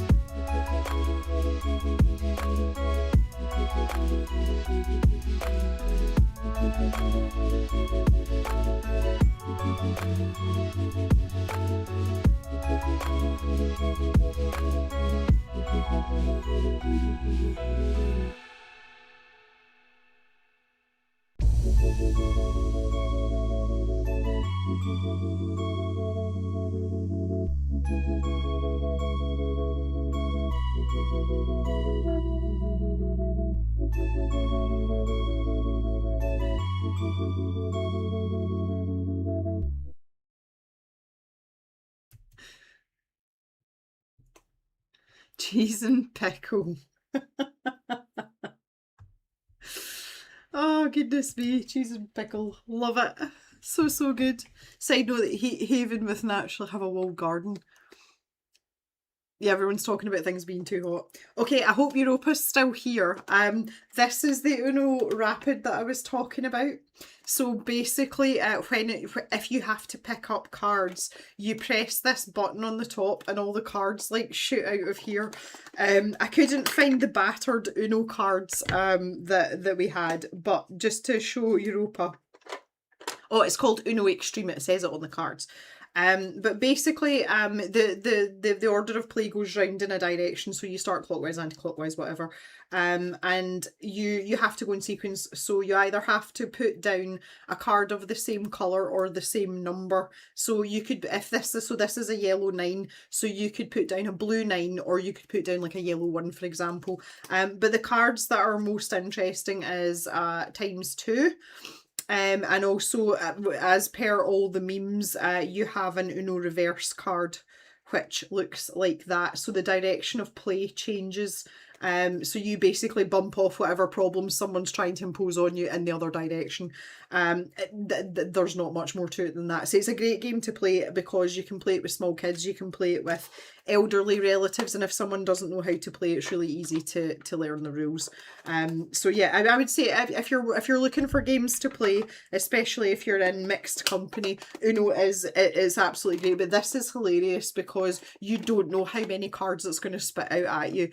So you can be incredibly lucky and it just like goes and gives you 1, or it can fire out like 10 and that's you absolutely stuffed, because the aim of the game is to get rid of all the cards in your hand.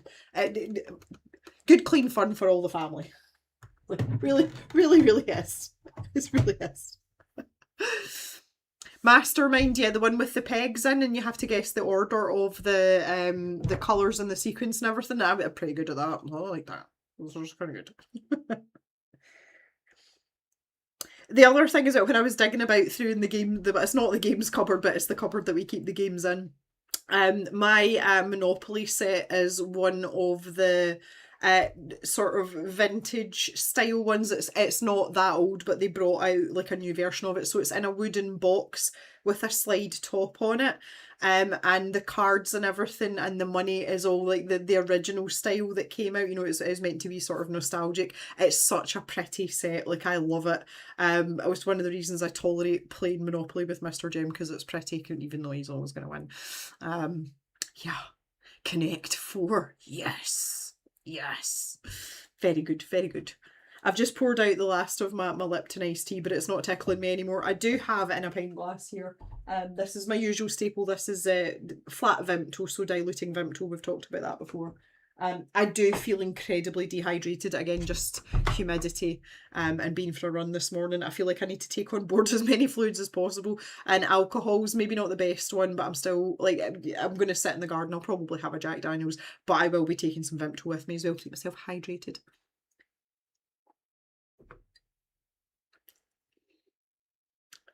Her family Monopoly board has all sorts of things written on it, like the jail has that it's my sister's house. I like it. I love that you get all the different versions of Monopoly as well. They did do a Glasgow edition, so all the street names, and you know, you see a lot of those. They're very geographical. One of my friends has got the Glasgow edition.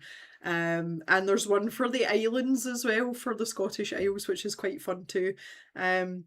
It's good fun though. One of the things though that I found out just talking to various people, and I would be interested to hear if it is, if this is a universal thing or whether this is just like a Scottish or a UK thing. When you have to, like, so when you're playing Monopoly and you land on a community chest or a chance card, if you have to pay a fine, we put that money into the middle of the board, and if you land on free parking, you get to take the money out from the middle of the board. Now, as far as I was aware, that was part of the rules. It's not part of the rules, but that's the way I've always played it.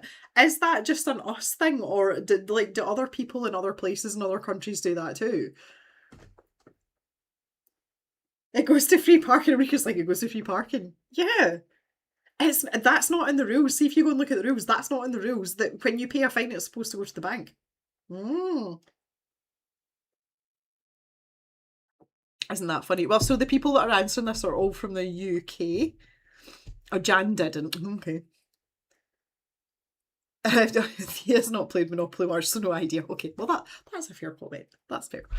Okay, right, we're going to mix up some greys now. So the natural choice is obviously white and black, but this way. See, doing that hurts the muscles in my arms. Oh, good lord. Europe never played it that way, though. I found out my mum and grandparents skipped a lot of rules for brevity.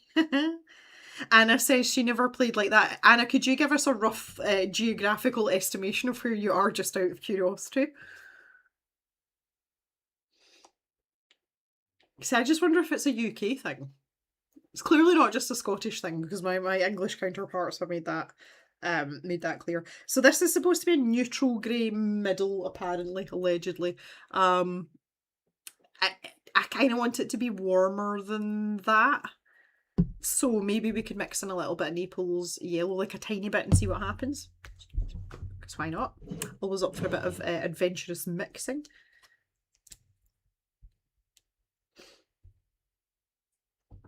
This Studio Lasso paint seems very globular, is the word I was going to use. It's quite thick. Ooh, it's nice though. Mixed here, some put money in the middle, hated that version. Oh, you're in Southern England as well. Okay. Teeniest dab of red. Well, we might just add a wee bit of red. That's a good idea, Thea. I like it. I just want to see what happens if I do this. Because I'm going to be using this colour anyway. So, I would just like to point out as well that, see my water for cleaning my brush? It does currently look like some sort of exotic cocktail. Or pond water. Either or. Kind of both the same thing anyway. Am I the only one that thinks the green mix above looks a bit rude? Right, Jan, calm down. Oh my goodness. I really like this colour. I don't paint in acrylic often enough for it to be like a favourite colour. But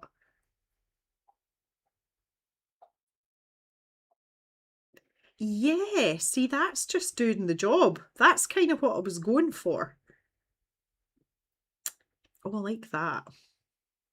Oh, I've just kind of wiped that all out. Again, I'm not really familiar with these paint brands, so the ratios and mixing part of it's just a bit of an experiment. Yeah, I like that.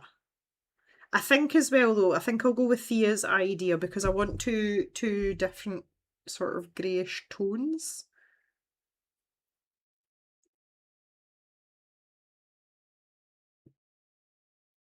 Right, let's go with that to begin with.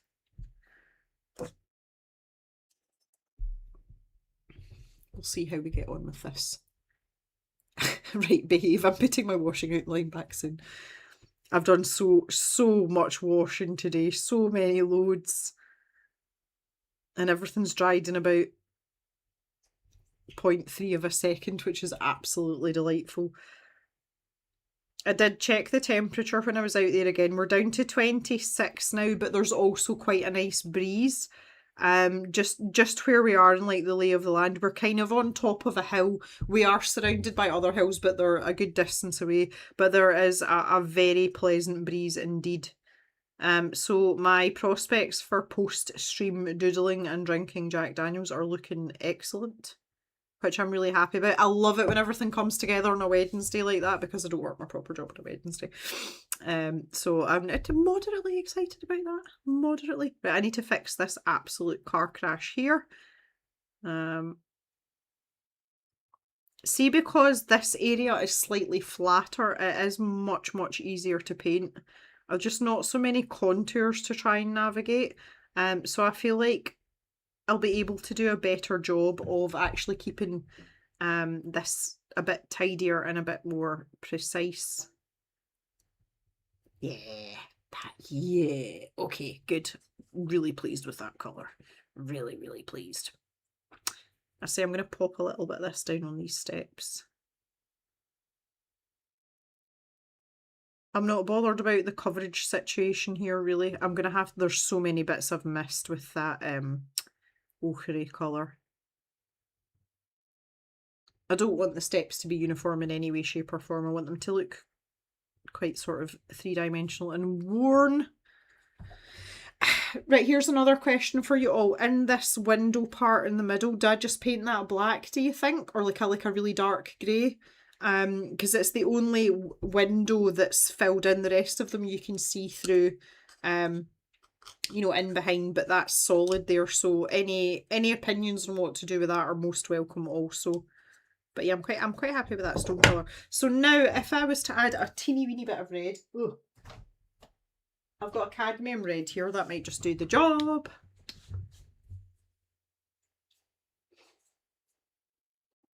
My mum had knickers online and said they were crisps about 5 minutes after she put them out. Ulrika's just realised she has a bottle of white wine in the fridge, so may join the cool drink and sketching outside. Oh, that sounds exciting. A couple of little bits of ice in there, Ulrika, you'll be absolutely perfect. Love it. You and I can communicate via pictures in the Discord after this is finished. Yeah, teeniest dab. Yeah, I thought a dark grey would be better. Again, I can probably go like use that and go from there. Right, so let's pop this down at the edge and then pull all the rest of this in and just see what happens. Oh, I think we're going to need more grey. It looks very pink. There we go. Absolute perfection, Ms. Saurus. Just what we wanted. Thank you very much. Love it. Love it. Let's go. Yes, yes, yes. I don't actually think these are joined together. I think I've just been lazy with the brown, but that's okay. We'll fix it. We'll make it work. There you go. See, you never know that was a problem. Love it. Yeah, this is so much easier than the other bits we've done. This is actually almost pleasant. Half white wine, half carbonated water instead of a spritzer. Well, interestingly, yes, it is. It's most definitely a thing, Thea. What I used to do was I am completely intolerant to wine now. Reference the wine incident that I was very lucky to get away with the last time the sun was shining. I really like half white wine, half lemonade with ice in it. That's lovely. It's very refreshing. And you can drink a good few of those before you get a sore head. Ah.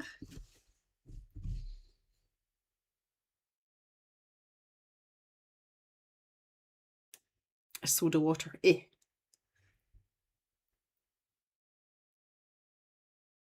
Lemonade's more fun. I suppose it depends on the wine as well. I tend to drink quite... I say dry, I'm saying that in the present tense. I don't drink wine at all anymore. I used to drink, I like to really dry white wine though, not a sweet wine, so the lemonade kind of like balanced it out a little bit. But it's just a really nice summer drink. I like it a lot.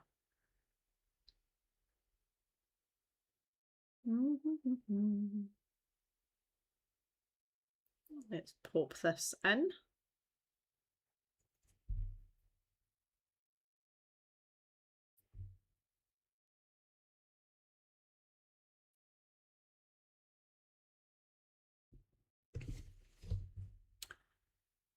Ooh, we're getting there.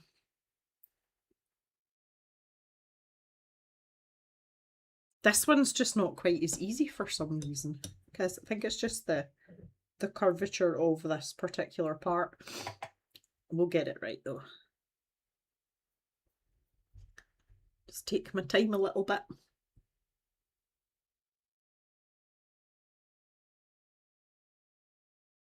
Went away over the line there. Boo! We were doing so well. Okay. So we've got some grey on there. Superb.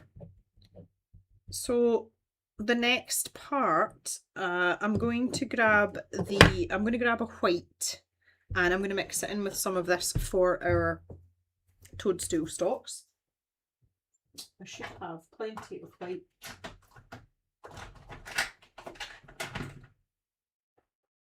So we're moving on to Amsterdam. So these are just their basic acrylics again, super cheap, very reliable. Happy days if I can get the lid off it. Oh.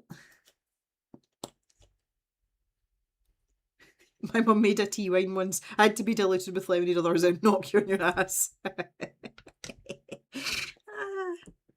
So basically in its original form it would be fine in Scotland, that's what you're telling me. I'm up for it.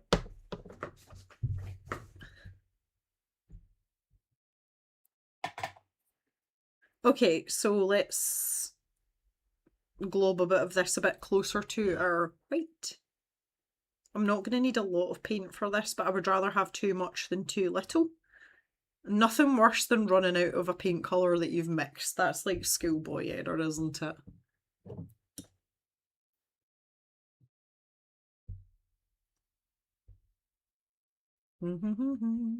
I do want this to be quite pale. Oh, like more like an off-white rather than a cream colour. Clearly in terms of concentration, the Daler Rowney is much stronger than our Amsterdam. Okay, I think I'm almost happy with that. She says. Okay. Alright, this is going to be a job and a half. A job and a half, I tell you. Deep breath. Right, concentrate, Gem. Off we go. This one in particular is problematic because it's not attached to the actual mug. I don't know if you can see that, and I'm not going to get in behind there, like never in a month of Sundays, but I'm going to try my best to get as close as possible all the way around. Oh, that's just horrific. Blech.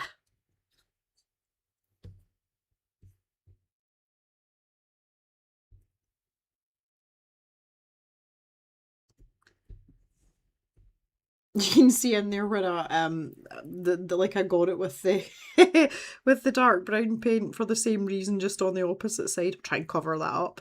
Again, one of the joys of acrylic paint, covers up a multitude of sins. Ooh.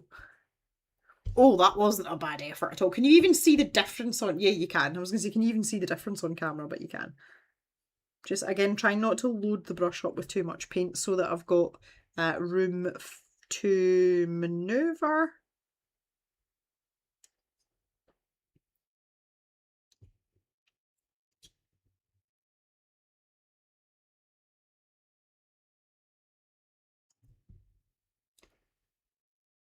Try and get it. Oh, I got myself in the finger. I suppose I'd rather get myself... Oh, no, I did get the base of the mug. I would rather get myself on the finger than on the mug. That didn't go so well, that one. But okay. We're doing fine. Everything will be okay. I'm going to have to switch to the teeny tiny brush for the small ones above the door. That's going to be a thing. But I'll worry about that in a minute. Let's just get these big ones sorted out first. On you go. Yeah. I'm starting to get a sore back. I get just like everything's sore today. Not in a critical, like injured way, just like in a fatigued sort of I'm slightly out of shape kind of way. But that will improve over the coming weeks. I feel as if I'm coming on leaps and bounds. Again, bearing in mind that once upon a time I was a very seasoned runner. I've been running for a long time. So I kind of know my body, and the state that I'm in just now, I feel as if I'm just a bit fatigued. I'm not like in danger or anything. I'm not going to like hurt myself or anything.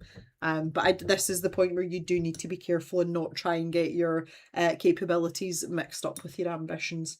The yoga class that I went to that I was talking about earlier, it's on every Monday, but there isn't one next week because the instructor and her farmer worker husband, they're actually on holiday, but I think that's a good thing. So I'm going to do just a couple of like 10-15 minute like really gentle yoga sessions at home here on my own, just to keep me moving and keep using those muscles.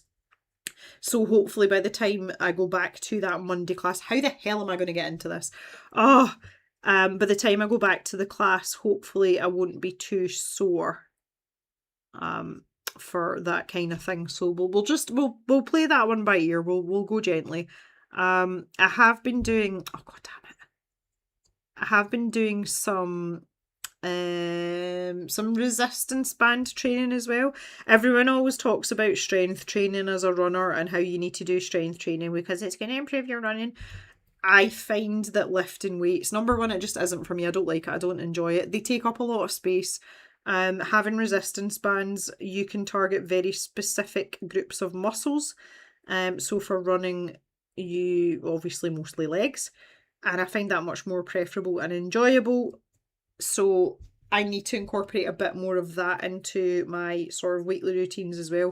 But I don't want to do too much too quickly, and I'm at that stage and my legs are telling me, like, my legs are sending me a message. It's like, don't be silly, especially now that I'm in my 40s. Like, I need to be a bit a bit more sensible, so that will come in time. But yes, so we'll go with the yoga, and the this is my first week of having the extra run, the fourth run, so we'll just give it a couple of weeks to sort itself out, my body to get used to that, and then we'll fling in a wee bit of yoga and everything will be grand. It'll be a-okay. But yeah, I'm definitely the fact that when I did that time trial yesterday, so the thing is, based on the runs that you do and the metrics that come out of it, because you get all sorts of weird data that you would never worry about if you wear like a proper running watch, and they basically give you a predicted, well, on my watch, because that's what I've got it set to, they give you a predicted 5 kilometre race time if you were to go at race pace, which is pretty much flat out the whole way and as fast as you can for the last bit. But Garmin's in particular, and it's kind of a running joke, Garmin watches are notorious for being like hard coaches. So whatever your predicted time is for a race distance on Garmin, it's usually quite ambitious, and you take it with a pinch of salt. So for me to surpass, because when I went out to do that time trial, I had that figure that my watch had given me like in the back of my head. I was like, so that's what we're aiming for. So I calculated what pace I would want to run for each mile or each kilometre. I don't do it in kilometres, I still do it in miles because I'm old. But I had that in my head, so I knew roughly how fast I should be running at each mile of the race, or the time trial. And it gave me the prediction of around like 32 minutes something. So for me to come in nearly 2 minutes under that in itself, I'm like, well, okay then, maybe we can do a bit more than we think we can do. But you need to be careful that you don't let that, pardon the pun, run away with you, because you can end up putting yourself in a position where you're going to injure yourself, and we absolutely do not want that. My mantra has always been from day one, and it still is, better to have a slow run than no run. And I am a much better person and a much happier person for being able to go out, and even if it is toddling like today, like I was barely doing more than walking pace today because my legs were so fatigued and the humidity was horrific. But I would much rather do that than not be able to run at all. So you just have to be sensible with it, but that's a thing that comes with experience as well. And I would like to think, because I mean, I ran in school, but not competitively. I didn't really start running properly until I was out of school, but I left at 16 and went out to work. So I started running properly and regularly when I was about 17 or 18. And now obviously I'm in my 40s. So you do pick up some wisdom. I wouldn't say that I'm a particularly wise person, but you do pick up wisdom along the way, and you learn to listen to your body. So I like to think I'm quite sensible about these things, but it is so easy to like take it too far. And then before you know where you are, like you're out for like 2 weeks for no apparent reason other than you got too excited with yourself. We don't want that either. Two of my neighbours are chatting on the phone to each other, and I could hear both sides of the conversation.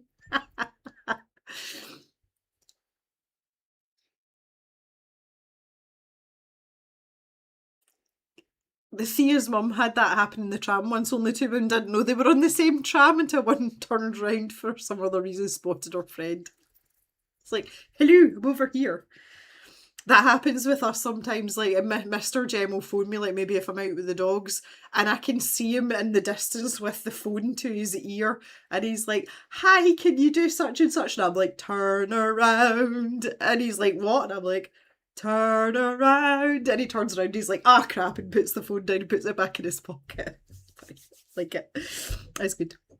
Right, let's mix a slightly darker grey. I'm kind of tempted to put this green in with this. It's here anyway. Let's see what we can get going here. I think we might need more green than grey. This grey is, see, for a neutral grey, it's like it's really strong. It's just really, really strong. That was a massive sigh from Jock. Goodness me. No, that's just making that lighter. Right, okay, I'm gonna have to squeeze it in more colour. Pip was absolutely fine. Now, when I went through, she was flat out on the floor on her side. I call it the dead dog position. So she was lying on her side with like all her legs like straight out with her eyes shut.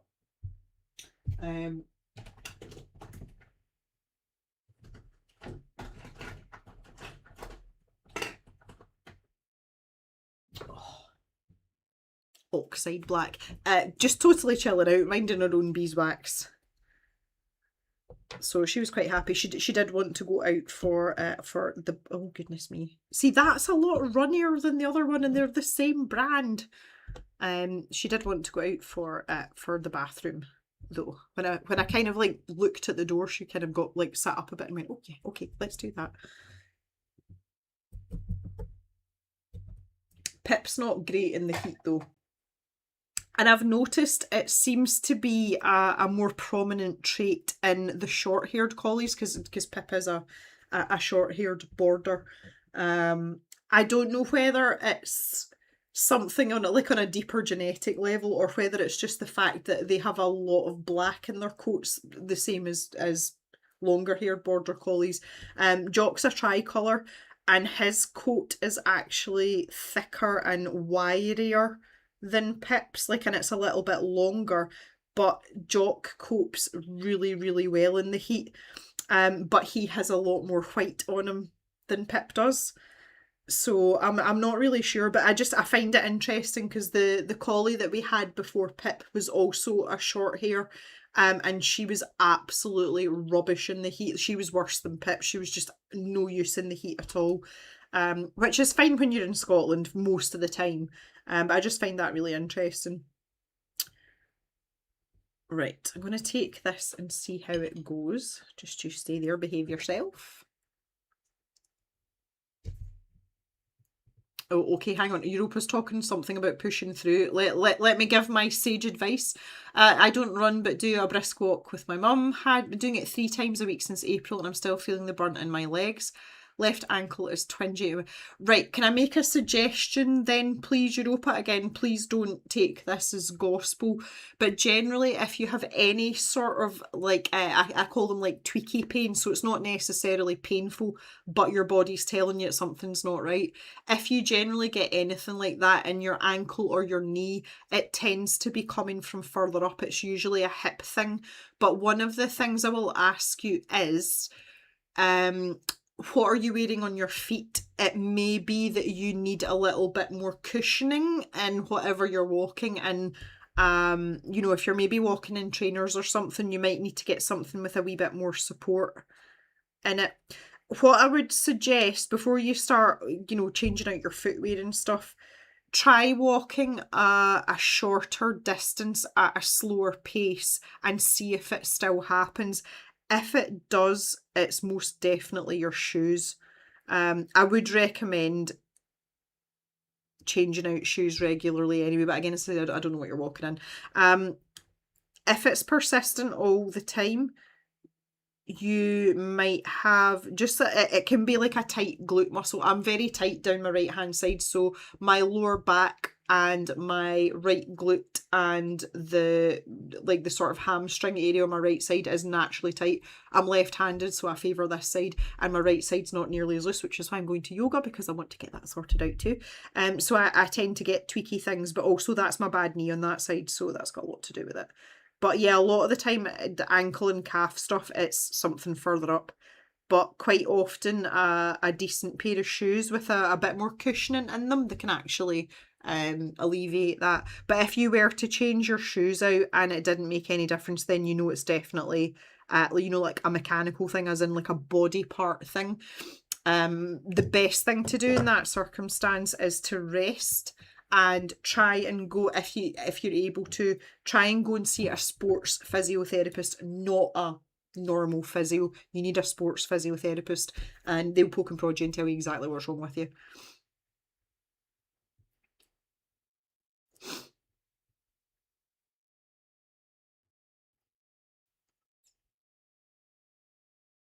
Took some time off, and when I went back it started up again.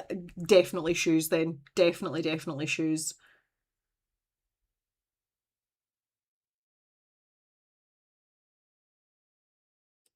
Good morning, Katara. How are you? It might be a bit of a push for Europa, as it's probably quite a sort of dramatic. I suppose it depends how seriously you're taking it as well. One of the best things that you can do is get yourself to a proper like running shop. So for you, if you're ever in Dundee, Run For It and Dundee are pretty good. Go and get a gait analysis done. They will tell you. So basically, I don't want to like hijack this entire stream, but I've got knowledge on this stuff. So basically, the way you walk, you can either be a neutral gait. So when you walk, your feet literally go like this, and they're very level. You can be an overpronator. I can't remember if that's the right round or not, but you get an over and under pronator, so people that walk on more on the outside of their feet or the inside of their feet. And if you look at the wear on the bottom of your shoes, that might give you a clue. So like on my shoes, I am outrageously neutral, which is the luckiest position to be in. But the wear on the soles of my shoes is very even, and you can see it across all parts of the shoe. So again, I can't remember whether over and under, I can't remember which way round it is, but obviously if you walk slightly on the inside of your feet, you'll have more wear on that inside section of your sole. When you go for a gait analysis, they will tell you what kind of gait you've got, and you can get trainers, and they don't have to be expensive ones. You can get pairs at like 30, 40, 50 pounds that actually are designed for the way that you walk or run. And obviously, if you're from a mechanical standpoint, if you're walking on this side of your foot, but your shoes trying to level you out, you're causing an imbalance, and that can cause tension in all of your tendons and your muscles up the back of your calves, and in your ankles and stuff as well. So I don't know if you want to go to that length, but I would definitely say a more cushioned shoe might be the thing that you need. Because if you've only been doing it since April as well, that's quite a short period of time, especially if you've not been particularly active before that. So just some suggestions for you. It's entirely up to you, but definitely take a look at your shoes. Skechers delights with insoles. Interesting. Okay, well, you can let me know how you go with stuff like that, but if if I can give you anything else to help, then absolutely. Because that was one thing I found, excuse me, when I started back, obviously I'd started back running last year and then had the disastrous, I was really sick after being in Sweden, and then I broke my elbow, and I didn't get back running consistently till the middle of April, believe it or not. So similar timescale. But I was running in an old pair of road shoes, and they by nature were quite cushioned shoes, but they were quite old. And I had a bit of plantar fasciitis, like the sole of my foot and my heel were really, really sore. And I was like, oh, please tell me I'm not injured. But the shoes they basically lost all their squishy, for want of a better phrase. And the minute I bought my new road shoes, everything disappeared, and that was all that was needed. It was just like the shoes were tired, they were done. But again, I went back to funnily enough, it was Run For It as well, so they are like a chain, but I went to the one in Edinburgh, obviously. And I said to the young chappie that was serving me, I was like, look, I'm a neutral runner, but I haven't had a gait analysis done for years, and having a dodgy knee, it's something that you might want to check up on. And he's like, well, I'll not give you a full gait analysis. He's like, but do you know what, we'll stick you in a pair of shoes and put you on the treadmill, and I'll have a wee look and just see if anything's moved or changed. And he was like, nope, you're still overwhelmingly neutral. And I was like, that's probably the only thing in my entire life I'm neutral on. But, you know, that's incredibly helpful, especially if you are having niggles, because I'm very protective of my bad knee. It's like I have to protect that knee, because if that knee goes, I can't run at all, and I don't want that for myself. It is completely possible to have one foot underpronated and one overpronated, which is why going for a gait analysis is really good. You can... Yep, Lucy's already said it, but yeah, if you're slightly off one foot from the other, you can put a compensatory insole in one shoe and not the other, and it'll kind of level you out. Which I think the idea behind that is to almost make you a neutral runner, but just artificially.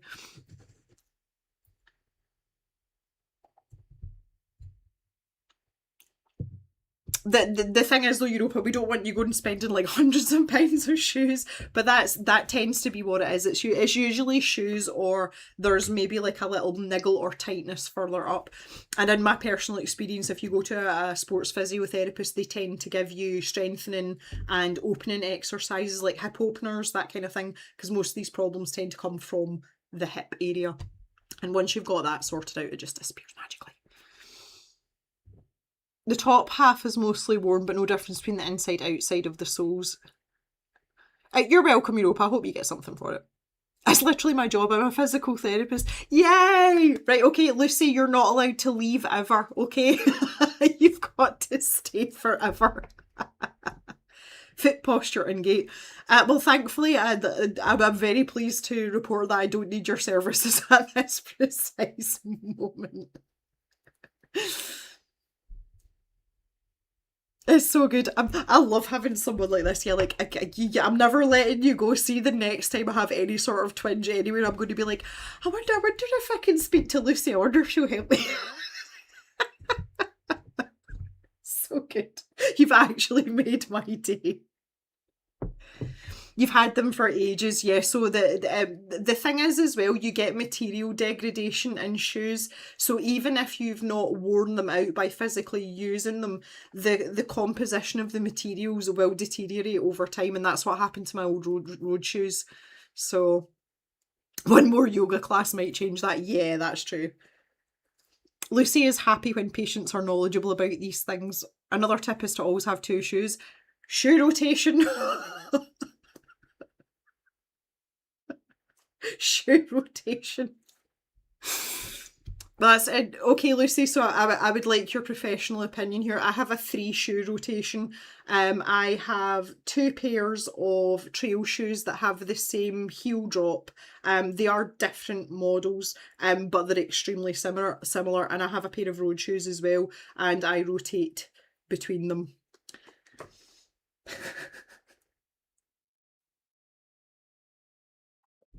Cal, you can't be saying that in front of Lucy. She might have a heart attack. Barefoot. No. Shh. No. Barefoot, bad. Right, anyway, I suppose we better do some more arting, eh? I get really carried away. Super carried away. Yes, the drop should be... See, can you tell I've been running for 20 years? I've learned stuff. Yeah, so my trail shoes, the drop is exactly the same on both of them.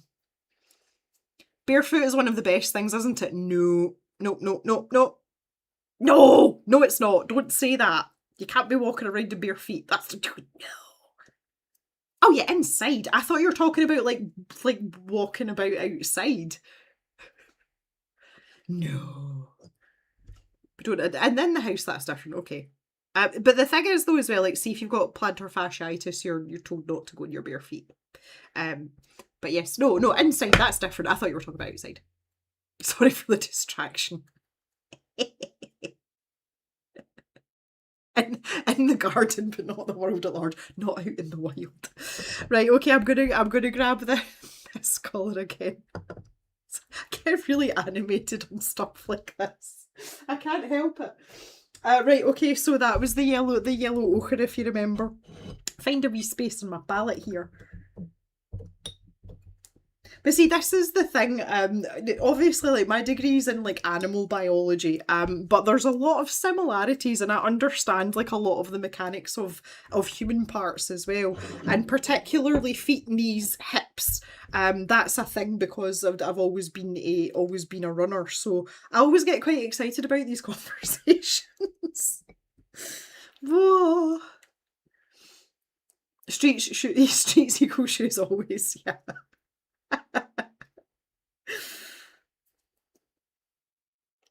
I am biased. It's my favourite topic, hence why I got my master's on it. Love it.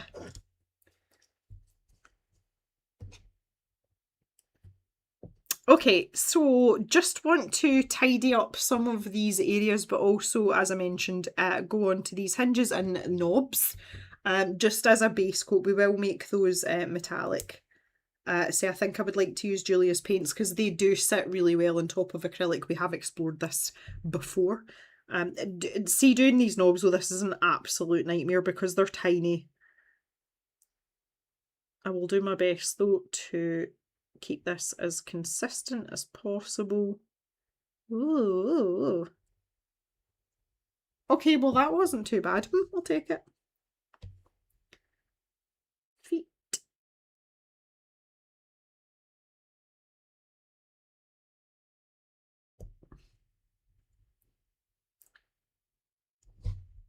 Super.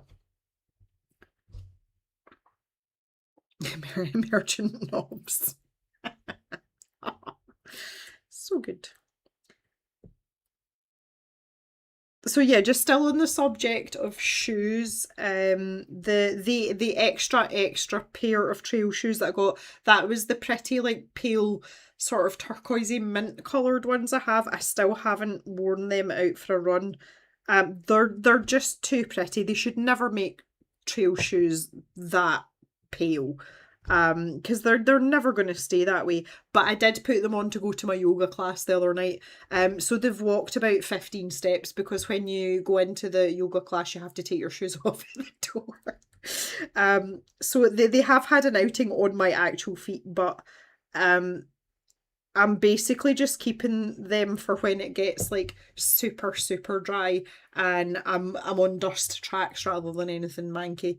But the other ones are fine. What did you major in? My degree is technically, it's not technically, it's its official title. So it's applied animal bioscience. So the applied part means that it is attributed to a particular thing, which in my case is livestock, so farm animals. So mostly cows, sheep, goats, and some hindgut digesters and camelids.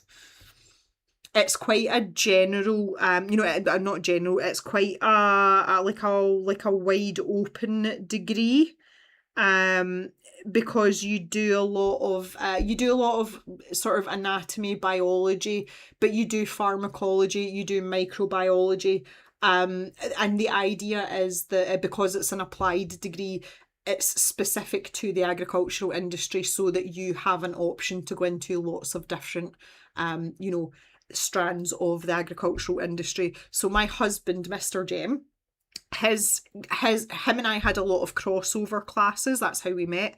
But he has what I call the big dumb farmer degree. He has a straight agriculture degree. So he had to do stuff on like grassland management and crop rotations and how to drive a tractor. Whereas I did like more of my degree leans into the scientific side of things. I don't know if that's it's not a very concise description, but it's quite a wide-ranging degree. But it's been very useful, and of those of us who actually graduated, which ended up only 2 out of 5 of us, there was only 5 in our particular discipline. And the others that did, because there was also the plant people. So they were bioscience as well, but they were plant bioscience, and we had a lot of crossover with them. Basically, everyone that was in our sort of little niche, everyone is gainfully employed in a job directly related to their degree, which can't be said for some of the other people, but there you go.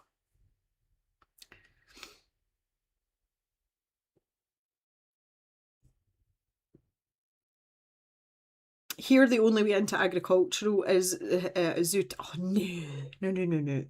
It depends how good your agricultural colleges are. So I was at SAC, which is the Scottish Agricultural College. It's very different now. It's not even called SAC anymore. But basically my degree was awarded by, I've already said this in this stream, that's weird. My degree was awarded by Glasgow University, which is obviously quite a well-known body. But because of the specialisation, it was done at the Agricultural College facilities in, well, the one I was at was in Ayrshire, which is where I'm from. So that was Auchengrove, which was at one point the sort of the linchpin and the, you know, the college that you wanted to be at. But we had to go through to Edinburgh, so we were through at the Dick Institute in Edinburgh, which is close to where I live now, weirdly. So we had lectures there and everything. It was very all-encompassing. It was an excellent degree to have, and the job choices are absolutely limitless. So I stayed on, I did my honours year, and what's interesting now is what I actually do for my proper job.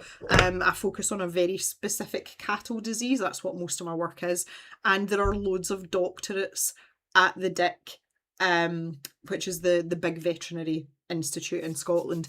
They have lots of PhDs in that field, and I keep thinking to myself, I should really go and do that. Like, I should actually do that.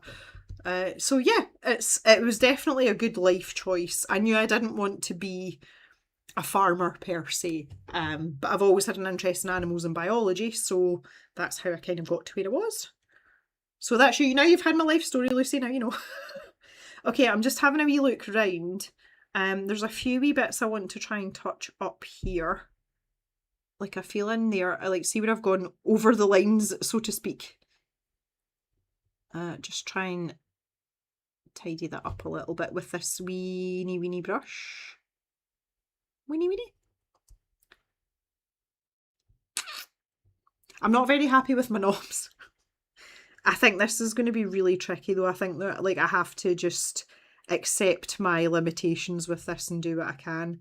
I think using the dark grey in the window is a really good idea as well, because it's not sticking out too badly. You know, it doesn't look atrocious.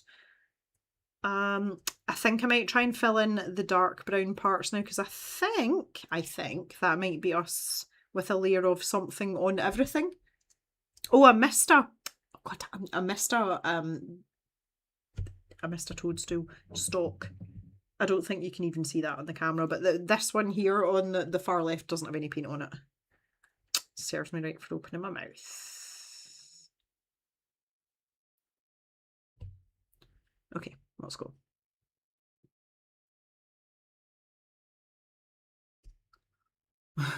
Oh, wow, this is good. I have to say my hand's starting to get quite crampy now. Perfecto. I've got a little stray bit of filament poking off there. I wonder if I can grab that with a set of pliers. I've got a set of pointed nose jewellery pliers here. Some of you will know that way back when, before I started the cave, I used to make some jewellery, and I'm so glad I kept these because they're really handy for stuff like this.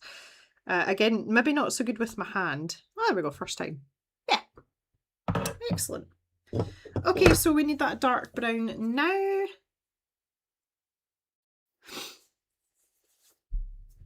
Dr. Jem, do it. Doctor, that's how I'd call myself, Dr. Jem. Interestingly though, it's one of the reasons that, not going for a doctorate, that's not what I mean. I've kept my maiden name for everything work related. Obviously I have a married name and I do use it, but I use it for what I call family things. So like doctors, dentists, the dogs, going to other people's things, you know, like if I'm booking a hotel reservation, I will do it under my married name.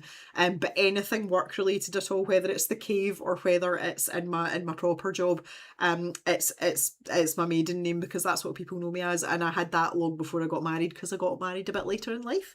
I would also like to point out that it is now the 8th of July. My wedding anniversary is coming up, and Mr. Jem and I will have been married 8 years this year.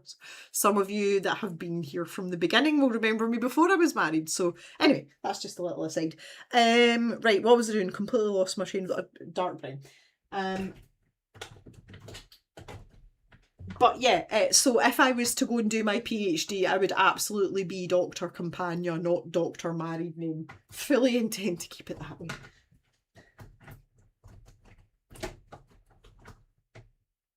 I'm trying to find this because it was one of the dinky tubes I was using. A phthalo green, no. Incorrect. Let's try again. Oh, there it is. I found it. It's at the bottom. I tried to do a classical studies degree. Unfortunately, 90% of the curriculum was pretty much teaching you how to present information. Scotland, in Scotland, this field is very good for jobs. Yes, it is. It come from a loose agricultural background anyway. So that's kind of part and parcel of it, but wasn't really into the idea of farming because unless you like pain, why would you do that? You know. So if you excel at agriculture, does that mean you're outstanding in your field? Oh, God. Ulrika's giving you a trophy for that, Slaves. That's like the best farmer joke ever. Did you hear about the magic tractor? It turned into a field. I remember you getting married. That's gone so quick. I can't believe I've been married as long as I have, honestly.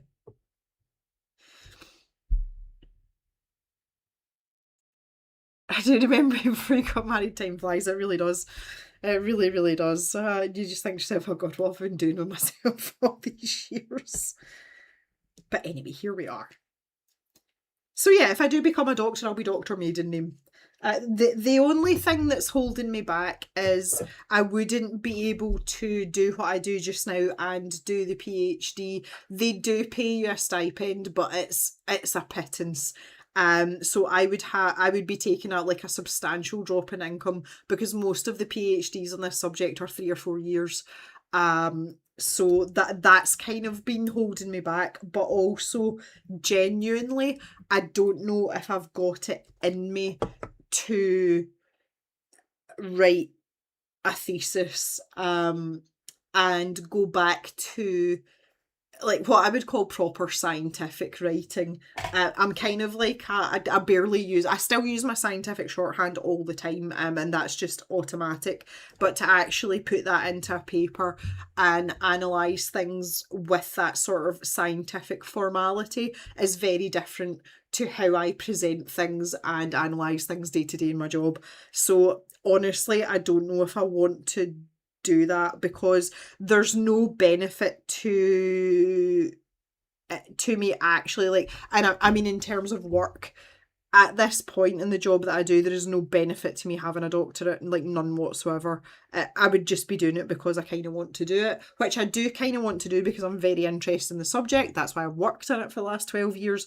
But that's two very different things and you've got to be realistic. And I would have to give up the cave. Like there would be no two ways about it. So really not that excited, but they do come up all the time because there is still a lot of research to be done in the matter. There's still a lot of unknowns. Some of them possibly with human implications, but that link seems to be getting weaker and weaker. So I've not discounted it entirely, but it's truthfully, I would rather be earning money because I enjoy my job. Like I like my job. I wouldn't have stayed in it as long as I have if I didn't. So yeah, there's no kind of urgency there, but never say never. I think I would absolutely do the head-in of all my peers as well because most of these are like a team effort. I think everyone would like get sick of me, and plus as well, I don't do people well, we all know. I'm perfectly sociable at a distance and I'm quite happy heading into the company of others as long as it's for a very limited time period, but after that I'm like, nah, you're good. I'll just go back and hide in my cave and walk my dogs and be in nature and be happy. Why do cows have hoofs instead of feet? Because they lactose. Speaking of lactose, there's something else I've found out. We found out by accident that Mr. Jem is lactose intolerant. he's had quite a lot of problems with his stomach, and I realised that they were worse after we'd eaten pizza, and more specifically cheese pizza. But generally, day to day, he was sort of struggling with digestion and having some upsets, and he drinks a lot of tea and coffee.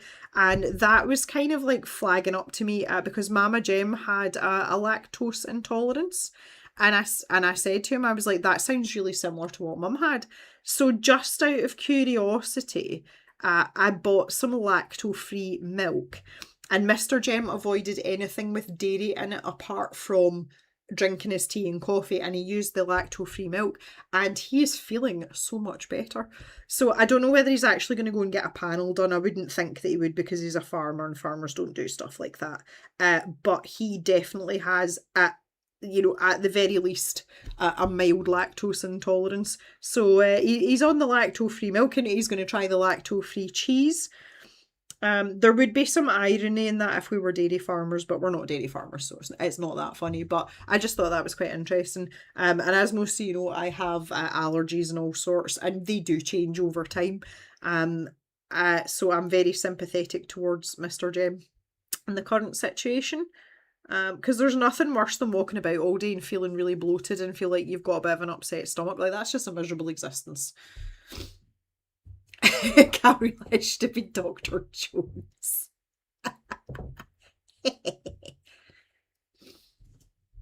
I could tell Dr. McCandlish up a threat. I don't think there's any risk of that. That's funny though, Jan. Please don't tell her, because she might insist that I do it. She might bully me into it, Jan. That's funny. Okay, I keep checking around this handle. I'm like, right, where are the white bits? But I think we're okay. So I'm just gonna see the underside of this step. I'm not even that bothered about it, but let's put a wee line across there just to sort of keep it a bit neater. Oh, I've got this wee bit in here that I forgot about. This is torture, this section in here. Like, ooh. It really helps. See, when I make noises, I know that Ulrika picks up on my sound effects quite a lot, but see, when it comes to stuff like that, making noises, it just seems to really help. I'm like, I do it when I'm playing computer games as well, all the time, combined with some expletives on occasions. But you knew about that, didn't you? I'm not enjoying how washed out I look in the lighting today. My face is really brown now. Just from running and general outsidiness. I'm quite tanned, but I look very washed out on the camera just now. Someone did actually say to me the other day that I looked really brown, and I was like, oh, I'm just getting started. We've hardly had any sunshine. Give me another couple of weeks if the weather stays like this, and I'll be Italian brown. It's kind of like a standing joke, like in the winter I am the palest of pale. And I always say that's my Scottish side coming out. But the minute the sun comes out, my Italian genetics shove my Scottish genetics out the way and go, my turn, let's go. Go brown very quickly without much effort. I do still need to put sun cream on though. It's one of my favourite lectures for anyone that isn't of Mediterranean or a darker racial profile. Like, see, if I can burn in the sun, then y'all are screwed. So put some sun cream on, and don't be a divvy. Especially Scottish people. Scottish people are the worst, but I think it's just because we're so sunshine deprived, like 99% of the time. And I hate to do this, but the gingers are the worst. Like, one hint of sunshine and they're walking about practically naked, and they're obviously the first people that are going to burn, and they've not got any sun cream on. Like, Scotland, one day won't hurt, and then they're like lobster coloured. It's like, y'all will never learn. I understand it's desperation, but you'll never learn. Okay, I think I'm quite... this is kind of what I do when I'm colouring as well, isn't it? I'm like, yeah, okay, I think we're done, but I'm still like secretly looking, and I keep finding bits. And that's exactly what I'm doing. I'm just rotating this and scrutinising.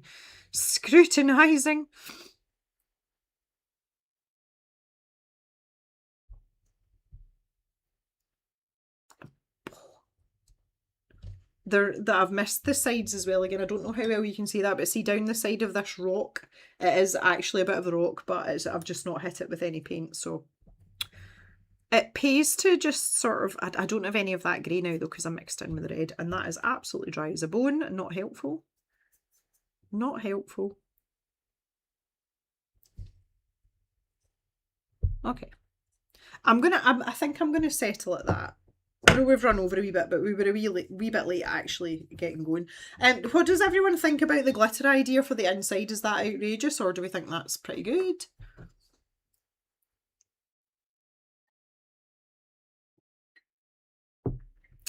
Well, I think Lucy's just saying about lactose intolerance. I think the thing with Mr. Jem is it's the quantities, like the ratios of each. He hardly ever eats cheese. But he drinks an absolute metric ton of milk. Like this man drinks more tea and coffee than anyone you'll ever know, and it's in pint mugs and 2 litre flasks. So I think that affects him more than the odd time that he has cheese. But interestingly, since he's changed to the milk, it has really helped. And he did have a pizza.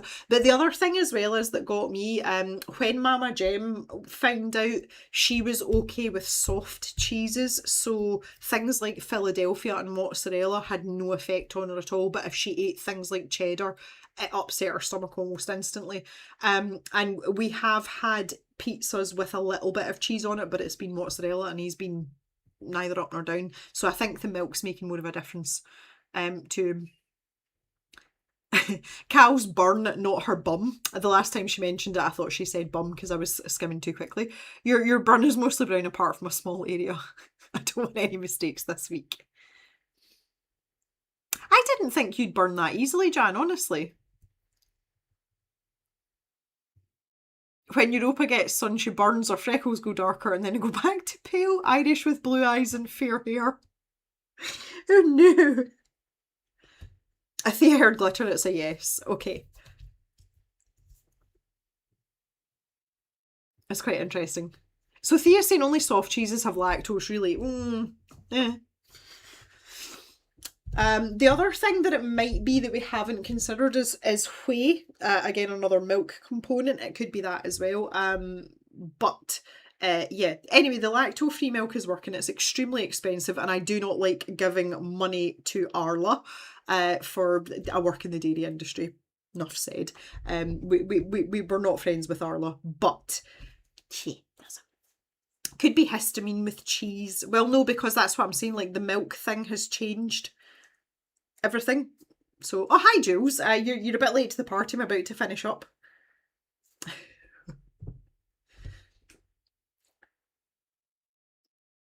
Mr. Jem will not drink UHT milk. I can tell you that right now.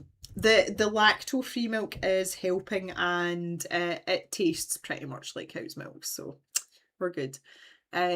So yeah, I think we're in a bit of a sort of fact finding stage, but for me, as someone who lives with him and is aware of all his bodily functions, shall we say, there's been a huge difference just changing the milk, like a huge difference, and you can see it in his tummy.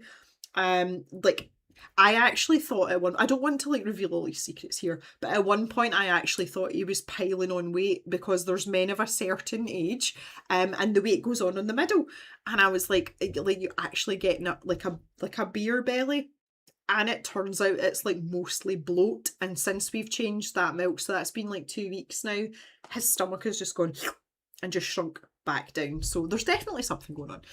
Whether I can persuade him to go to a doctor or not, bearing in mind we're dealing with a farmer here. Farmers don't go to the doctor unless there's bits hanging off. But we might do a bit more investigation. But the fact that he's happy to drink the lactose-free milk, I didn't even think he was going to do that. I thought he would have like flat out been like, nah, I'm not doing that. But he's quite happy with it. So we're making strides, but I do think there's more investigation needed. It's whether I can persuade him into it or not. But he's definitely a much happier being for doing what we've done. So, you know, an alien baby. I find the more processed the dairy, the easier on the intolerance. Interesting.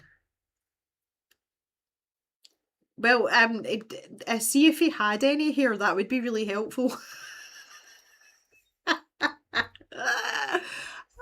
It's hilarious. I don't think beard hair counts, does it? Who knows? Anyway, guys, I feel like we've had I feel like we've had plenty of progress here today. Now that we've got a bit more coverage, I would like to make this look a little bit more refined. Obviously it does just look as if we've slapped paint on it because that's what we've done. So yeah, we'll carry on a little bit more. I might, if I have time, I might make it one of my doodle hours, get a second coat of paint on the first coats that we've done today for those sections, so that when we come back next week, we can concentrate on, you know, a bit more detail and refining things and making them look a little bit more crisp. I will see how I go for time. It depends on the harvest situation. So I've got like a rough date, but I don't know if it's go time, I might not have time, or conversely, I might have more time. It's complicated. But we will definitely get back to this next week. See what's what. All I'm thinking about is having some cheese. Well, cheese is one of the things, like dairy products, one of the things I'm great with. I don't actually take a lot of dairy, but I have no problems with it. My issue is just nuts mostly, which I have no problems avoiding, because even before I developed like a sensitivity to nuts, I was never really keen on things like Snickers. Or peanut butter. Like I just like, nah, like Snickers are disgusting. Like, why would you want, even the smell of them, you're like, oh, why would you want to eat that with chocolate over it? That's a waste of good chocolate. But yeah, I don't know. But it's just the fact that Mr. Jem drinks so much tea and coffee. Like, he's outrageous with it, and he always has been for as long as I've known him. He drinks it in massive quantity, not a fix, but something that seems to be alleviating the discomfort he's been having is really, really good. So yeah. Mary's definitely having cheese. Let's just all get some cheese and wave it in front of Mr. Jem. The thing is, though, he's not that bothered about cheese. Like, he's actually, again, it's not something he would actively pick out. It's more the milk side of things. So I find that quite interesting as well. Well, see, I only take, when I drink tea, like, you know, like what I call proper tea, like builder's tea, I only have a tiny like splosh of milk. So a litre carton of milk lasts me like a week and a half, and it usually goes off before I finish it. But I do drink skimmed milk, so it lasts a lot longer, because it's got a lower fat content. I do have a little bit of cheese, and much more recently, since I've upped my running mileage, I am having, and it's just sliced mild cheddar with crackers. That's a really good snack to have, especially straight after a run. I see, when I've finished a run, I crave protein. I want like ham and I want cheese. I don't want carbs. So cheese on crackers is a really good thing to just shove in your gob when you come back from a run. So I'm probably eating a little bit more cheese now than I used to, but my dairy intake's quite low. Skimmed milk, no way that gets into my house. You like your tea somewhere in the middle-ish.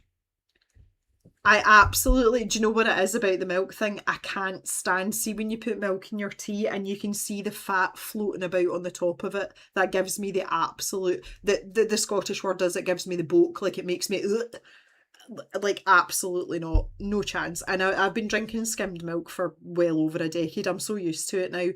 I can take semi-skimmed milk, that's not too bad, but see, if someone was to give me whole milk, I wouldn't be able to drink it. I would just be like, I'd just nope straight out of it, because it just feels really like thick and heavy and cloying, and see all the fat and everything. No, no, no, no, no, no, no, no, no, no. I buy the Sainsbury's filter milk, so it lasts 7 days once open. See, skimmed milk, it lasts over a week when it's open. The only dairy I have is cheese and occasionally yogurts. So I hardly ever eat. I used to eat quite a lot of Greek style yogurt, not actual Greek yogurt, Greek style yogurt, but it's just something that I'm like, eh. Katara can't deal with milk or sugar in tea. Oh no, see that. See, when I went to Sweden to visit Julia the last time, I took my own tea bags. I also take artificial sweetener in my tea as well. I haven't had sugar in my tea for probably about as long as skim milk. But again, it's like only like a tiny little bit. I just like, I'm just so used to it now, but I have to have that. I'm not like, you know how some people are like, oh, I can't function in the morning without a cup of coffee. I have to have at least one good cup of tea. I live for that now. And if I don't have it just makes me feel a bit off, honestly. So I want it to be right. But the tea in Sweden is it's perfectly nice, but they're into excuse me. They're into a lot of like loose tea and herbal blends. Because Julia was really surprised about the tea bag situation. And she's like, do you not have loose tea? And I'm like, well, we do, but for your everyday, especially when we are a nation that drinks multiple cups of tea, I'm like, yeah, we're like, tea bags are convenient. And both her and her parents thought it was hilarious that I brought my tea bags with me to Sweden. Milk and scrambled egg, how dare you? Oh, we do not put milk in scrambled egg. No, and you don't put cheese in scrambled egg either. Minnie, stop it, the blasphemy. No, no, no, no, no, no, no, no, no, I'm sorry. Oh, no. It was Yorkshire tea, Jan. It was good old fashioned Yorkshire tea. The only thing that should be in scrambled eggs are eggs and a bit of salt and pepper. You don't need anything else. That's it. That's my snotty chefy side coming out. But oh no, I just can't. Or do you know what? I understand people putting butter in scrambled eggs, but see if you do it in the microwave, I will find you and I will take you down. Cheesy scrambled eggs? No. Oh no. Ugh. No, thank you. Cheesy scrambled eggs is the dog's bollocks. Yes, there are people that make scrambled egg in the microwave. Katara brings her own tea bags everywhere because I am a tea snob and American tea is crap. Just for wider context for the rest of the chat, Katara is American, just so you know. Thea, Jesus. It's diabolical. You don't like melted cheese? That's interesting, Ulrika. Well, no, right, okay, Miri makes a valid point there. That's different. You do it in the microwave because of your physical capabilities. That's a different thing. You get special dispensation. Oh, you don't put milk in your scramble. Like, use butter instead or margarine. Don't put milk in it. Do you mean they make rubber in the microwave? You guys are hilarious. I hope that you're all taking this in good humour. Like, we're just joking about here. Like, do whatever you want with your food. It's just preferences. And I think the scrambled egg situation, that's kind of almost virgin on bolognese territory for me in terms of severity. That's funny. We're all here to have a good giggle though, and it's everyone's different. It's yeah, like it's like, and it's nice to see like not only just the regional differences but the cultural differences as well. I think we need an Italian grandma hand sticker. Well, just an Italian hand sticker because obviously like you've got the Italian and I do this not to this extent. Like I'm not big, but I do, like we are big gesticulators, and I don't know whether it's nature versus nurture, but Papa Jem is very animated as well with his hands, and more recently I've been talking a lot with my brother as well. So my brother and I share Papa Jem, but we have different mums. But my brother is exactly the same. We're very gesticulative, and that is a very Italian cultural thing. So, and I'm really, really pleased that we've got an emoji that is actually like an Italian hands emoji, which makes me really happy. But yeah, I'm totally off the subject there. Good God. But when we get animated about things, the hands come out as well. And I don't think it's not intentional. It just happens. Oh, good Lord. But yeah, that we get quite passionate about things in general. Jan's like, I was about to say, don't mention bolognese. Yeah, good Lord. Well, that's exactly the same as in the pot, though, as well, Mary. And that's my main gripe about people in scrambled eggs. They overcook it in the pot. The thing with eggs is they keep cooking once you take them off the heat, so you actually have to undercook them. It doesn't matter whether you do them in the microwave or on the stove. Otherwise, you end up with like bouncy eggs, and nobody wants bouncy eggs.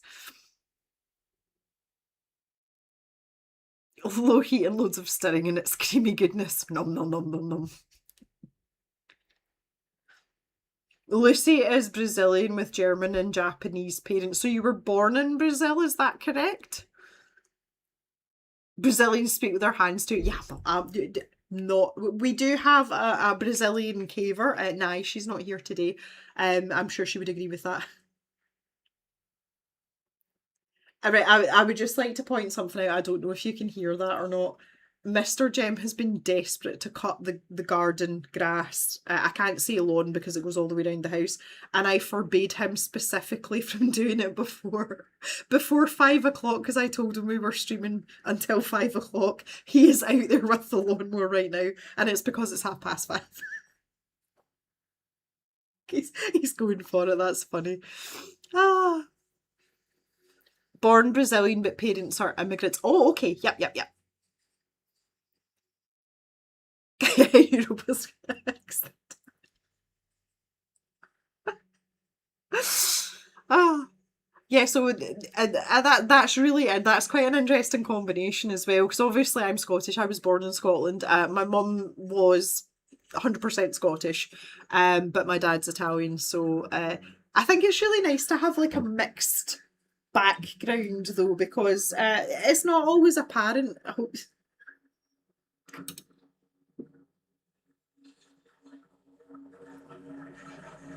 it's literally going past the window.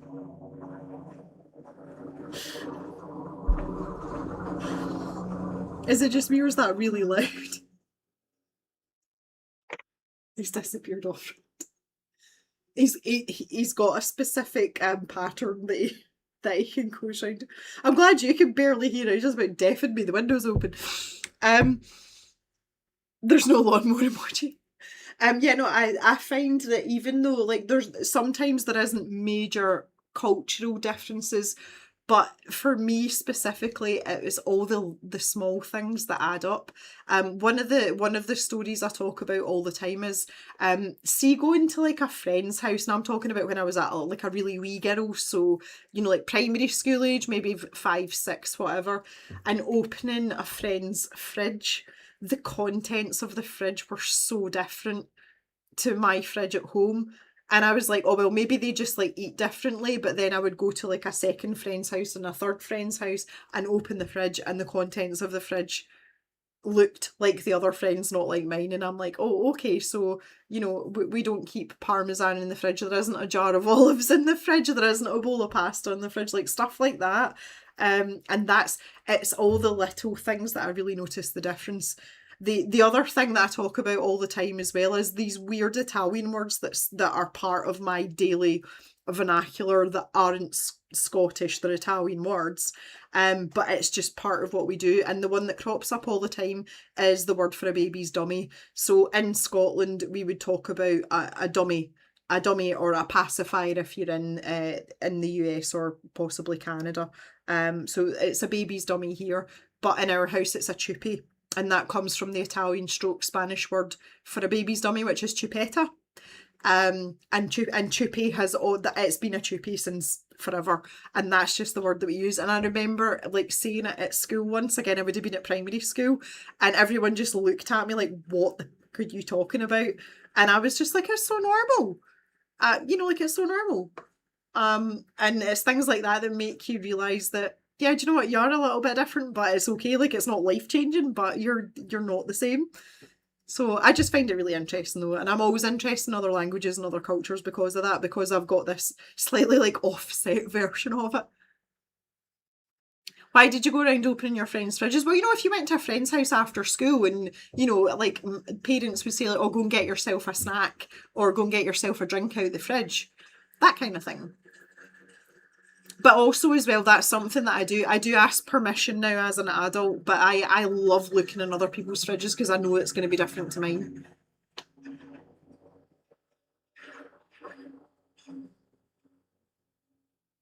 In Portuguese, it's chupeta as well. Yep, same word. Is that where Chupa Chups get their name? Exactly.